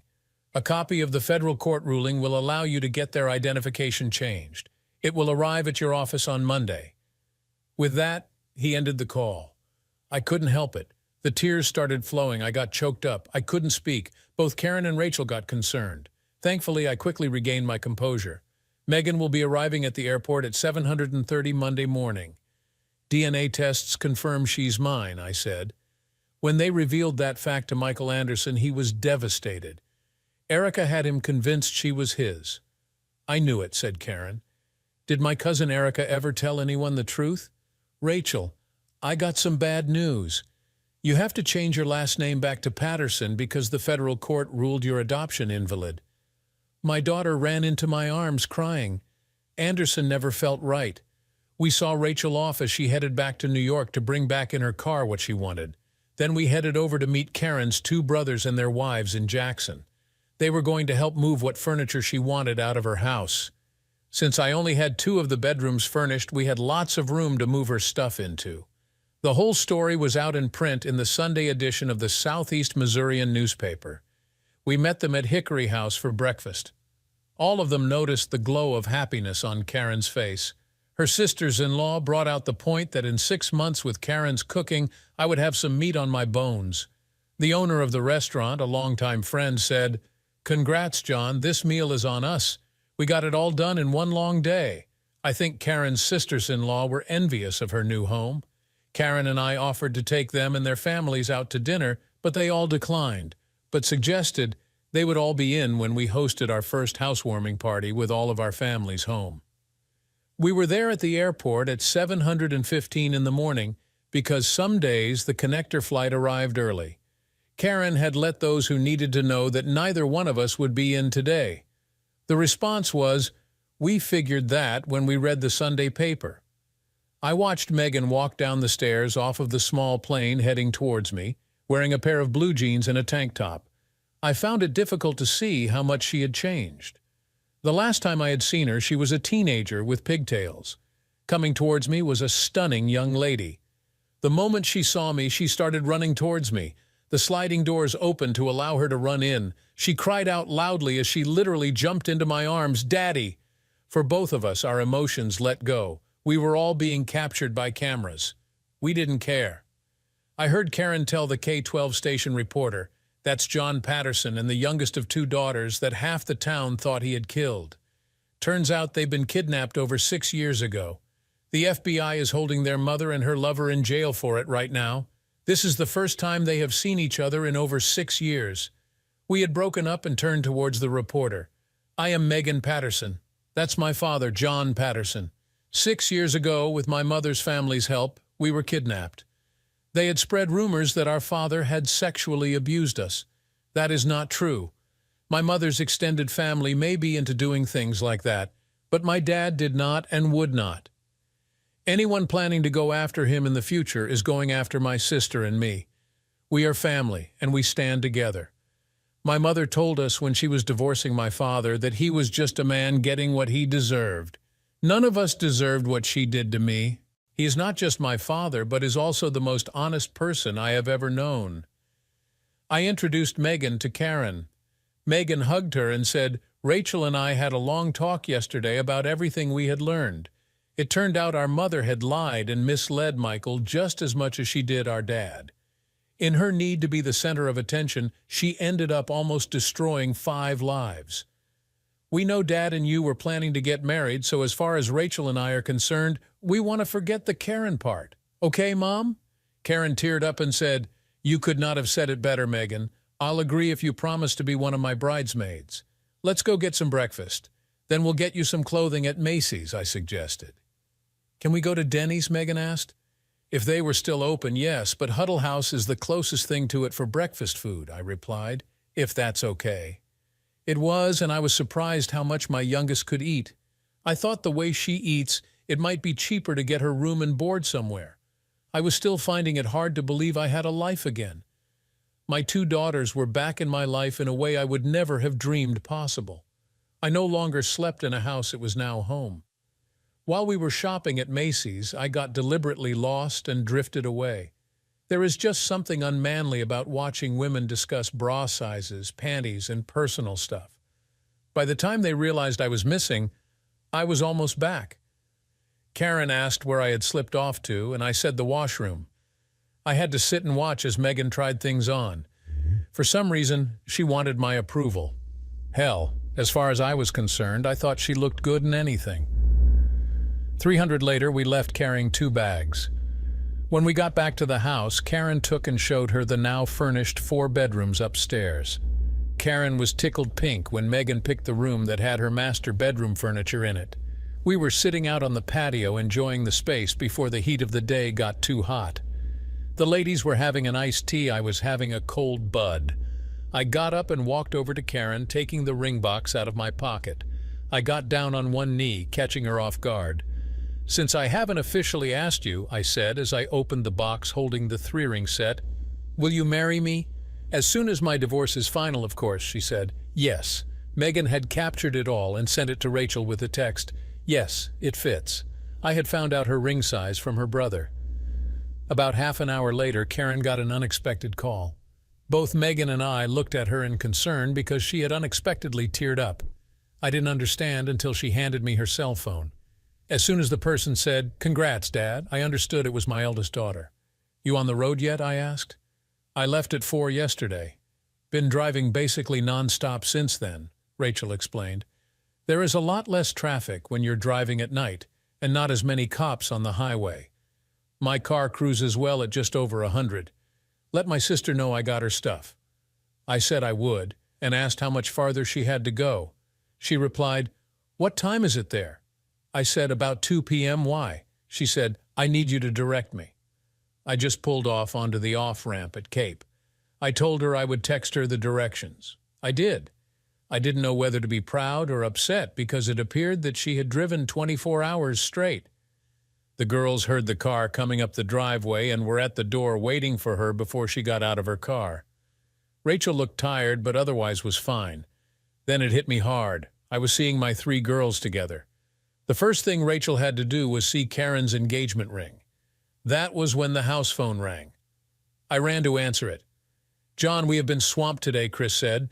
"Some of the clients we lost because of the rumors are coming back, and we got a lot of new ones calling to set up appointments, and a lot of them are out of state. If this keeps up, we're going to have to hire a lot more staff." "Working on that as we speak. My daughter Rachel will be starting as a junior next week," I said. "She's green but is working towards her MBA." "Can I have her on my team?" Chris asked. "It will be long hours, but she will learn the ropes the hard way." Okay, Chris Aker was a go-getter. I had hired him right after he graduated at the head of his class. Like us all, he had learned the hard way, and it had cost us. But with time, he had more than made up for it. It did not take long for him to learn that what was taught as business theory had no practical use in the real world. He knew and was not afraid to admit it. Everyone working under him was learning the same way. It was his approach. If you saw someone making a mistake, you stopped them to teach them as to why their thinking or approach was wrong. The only question that was considered wrong in his eyes was the one you didn't ask. Chris, Karen, and I will be taking the rest of the week off. "We still got a lot of things to straighten out," I said. "With our engagement and the girls coming home, we got some legal messes to sort out with them besides enrolling Megan in school. Engaged, wow, that reminds me, we got a courier letter from the FBI. "Can you swing down and pick it up at 5, Chris said. "Hell yes, thanks for reminding me." I had let it slip my mind, I said, just before saying goodbye. At 430, the 4 of us were heading into town. We had decided to celebrate our first official meal as a family at Red Lobster, a place my daughters picked. I pulled up in front of our office and I asked Rachel if she wanted to see where she was going to work. She said yes, so we all went in. As we walked in, the receptionist stood up and led us to the biggest conference room. Inside were a large cake and a huge banner that said, "Congratulations, Rachel. I met her new boss. Everybody met my new family." It was noticed that my daughters were already calling Karen Mom. We finally made the restaurant about 630. It was during their annual all-you-can-eat shrimp deal. My daughters quit counting after 140 and couldn't believe I now ate raw lemons like most people eat oranges. My daughters and I read the court ruling together. He first noted that the document used was one that could easily be found on LegalZoom.com, which required no lawyer to make it up. The second point was that the writing experts said that the signature of John Allen Patterson had been traced over to copy it. Doing this had caused major breaks in the natural flow of the ink during tracing. When comparing each of his signatures on the document, the breaks were not consistent in each signature to establish the pattern of behavior one develops over time with their signature. The third point was that the way I signed my name, I had never used my full middle name. The fourth dead giveaway was that the recorded date of my signature, according to the witnesses of it, was after they had left the state of Illinois.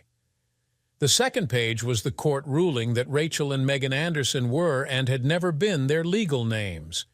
Therefore, in the eyes of the court, they had always been Rachel Patterson and Megan Patterson, and that all legal representatives of their identification should be altered to reflect that fact. We spent the week cleaning up the legal problems. First was the Social Security office, then the state attorney's office to have their birth certificates restored to their original names, then to the motor vehicle department to get new driver's licenses in their original name. For me personally, I took great satisfaction in sitting across from the very same school principal to register Megan in grade 11, who had told me where to go and how to do it 6 years ago. The last thing I did on Thursday was to pick them up their new cell phones. On Friday, I had Rachel and Megan follow Karen and me to the Ford Groves dealership in Jackson. She had given me permission to trade in her car along with Helen. The ladies each took home a brand new lease to own through my company, a 2023 Ford Escape. Once home, I wrote Rachel a check for the trade-in value we were allowed against our huge down payment. My divorce lawyer called. For the first time in 6 years, my daughters and I were to be in court for a hearing set up for 1 p.m. on Monday. I asked Karen if she wanted to go with us. She said, "Damn right." We were all seated before Judge Daniel O'Connor, watching Erica Lynn Anderson as she took her seat in the huge monitor before us. Without her bells and whistles, she didn't look like much.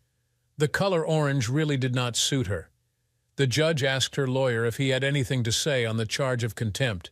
He said that according to her, she had not understood the fact that she had to be in court that day. The judge asked her lawyer, "Did you remind her numerous times as you worked out the settlement?" He answered, "Yes." "Are you that incompetent in your field to believe that the defendant might be telling the truth?" The lawyer responded, "No. How does your client wish to plead?" "No contest, Your Honor. I sentence her to 5 years to be served after any federal time," the judge said in coldness. "Your Honor," her lawyer said, "isn't that a bit extreme?" Judge O'Connor replied, "Not in my eyes, but she has the right to appeal. As for the divorce, it is granted in favor of Mr. Patterson. All assets remaining from their marriage, she forfeited any rights she had to them the day she left the state with her minor daughters." He turned to my lawyer and said, "Draw up the divorce decree and put in a waiver for the required number of days. I think your client has waited long enough." "Your Honor," my lawyer said, "my client does have one final request that he would like you to grant." "What is that?" Daniel said while looking at me with questioning eyes. "He's recently got engaged to Miss Karen Brooks, and he was wondering if you would handle the civil ceremony when they got married," my lawyer said. Karen and the girls almost jumped out of their seats. I had a big smile on my face. My lawyer and I had thought it might play out like this. If it did, he was to use the funds I had put in his trust to pay Ford Groves for the lease of the cars and have the ownership transferred into Karen's and the kids' individual names and write me a check for what was left. I would be honored to, and congratulations to both of them. It's long overdue, the judge said with a huge smile. We could all still see Erica's face on the monitor. Her face glowed in the whiteness of pure shock. I felt that she believed she would get off the contempt charge with 30 days at most. Not this. It had to be smarting like hell for her to learn in court I was marrying her younger cousin. The judge brought down his mallet and said, "The court is adjourned." As we stood up to leave, the judge walked over to me and shook my hand. I introduced him to my future wife and my daughters with the formal respect I thought he deserved. He told them all, "I'm not on the bench right now, so it's just Daniel." Before we departed, he said, "We got to go fly fishing soon, John, before it gets too damn hot." No man, I believe, has ever seen 3 more girls excited than the 3 girls in my life were. They all started talking up a storm. Having been used to the sounds of silence for so long, I was wishing for a good set of earplugs. That's when I caught a glimpse of a couple quietly leaving the court. It hit me hard. They were the last persons I expected to see. It was my mom and dad. As my dad said when he ended our relationship and disowned me, forgiveness is easy. Forgetting is not. I was learning the hard way how true the fact was. Nothing excites girls more than being invited into the planning of a wedding. That is what filled our home as we got back into a normal routine. Karen put her house up for sale. Rachel was fitting in with my staff really well. It had been commented that she had a sharp, keen mind. Megan, during the first week, had rediscovered some of the friends she had known before and was reconnecting. Patterson Consulting was being swamped as we landed 2 new corporations that month that needed complete restructuring if they were to survive, along with a major cash inflow. Rachel surprised the hell out of us all when she pointed out things that we had completely overlooked that were costing our customer millions in prospective sales. It took her 3 weeks to turn that part around. The increase in sales as a result surprised everyone. Karen and I were lying in bed just cuddling one night. She was adjusting to becoming a mom just like I was at being a dad again. "You know, dear, my biological clock is ticking. How long do you think we should wait before trying for 1 or 2 of our own?" Karen asked while looking at me with her dreamy buttercup eyes. I have to admit, I had never given that a thought, but I knew after all she had gone through with me, I had no right to refuse. "Let me answer your question this way. As long as you're not showing for our wedding pictures, I will leave that up to you," I said. I don't think I have to explain why neither one of us got much sleep that night. It was on Mother's Day that we finally said our vows. Rachel was the maid of honor. Megan and another niece maids in waiting. Chris Aker was my best man, and 2 of my nephews ushers. It was a small affair held at the back of our house with the lake in the background. Karen's brothers had been in charge of getting the yard ready. The judge married us while standing beneath an arbor of spring flowers. All of us men were dressed in blue jeans, wearing cowboy hats and matching boots. Of course, the ladies went all out. Karen wore a traditional white wedding gown. Her bridesmaids wore yellow dresses. Her extended family went all out, as the barbecue spread was a delight. That night, our patio turned into a huge dance floor with live music. Life went on. Erica and Michael's criminal trial had begun. Michael had filed for divorce. My civil lawyer was in discussion with their lawyers, and Union Bank's legal team hired for this case. Our first Father's Day as a new family was approaching. I knew my wife and daughters were planning something, but I had no clue as to what. On Father's Day, Karen and I were up on the lake in our canoe fishing at the crack of dawn. The fish were really biting. It seemed that as soon as the flies hit the water, they were hitting. In less than an hour, we had our limit. Just before we started to head back to shore, Karen handed me a card she had hidden on her body. I opened it. It said, "Happy Father's Day, Daddy. We're pregnant, and it's a boy." I jumped in excitement and flipped the canoe. We lost everything, the fish, the fishing poles, and our tackle box. We ended up going back to shore in our canoe completely soaked. When the girls found out about how I found out, they thought it was a hoot. They had already been told about Karen's good news. It takes time for things to mellow, but that is not always true. For me, it took watching the birth of my son. He came into the world screaming, weighing 7 pounds. It had shocked my mother when I called asking her to come to the hospital maternity ward as soon as possible. When my mother arrived, I rushed her into Karen's room where she was holding our son. "His name is Colin Richard," I said. My mother lost it. That had been her grandfather's name. As for my father and I, we still don't speak. He would have to come to me, and as of the time of writing this, he hasn't. But each morning is another day and life goes on. Thanks for watching this incredible story of betrayal, resilience, and redemption. How would you handle discovering such a deep betrayal by a loved one? Let us know your thoughts in the comments below. Don't forget to like, share, and subscribe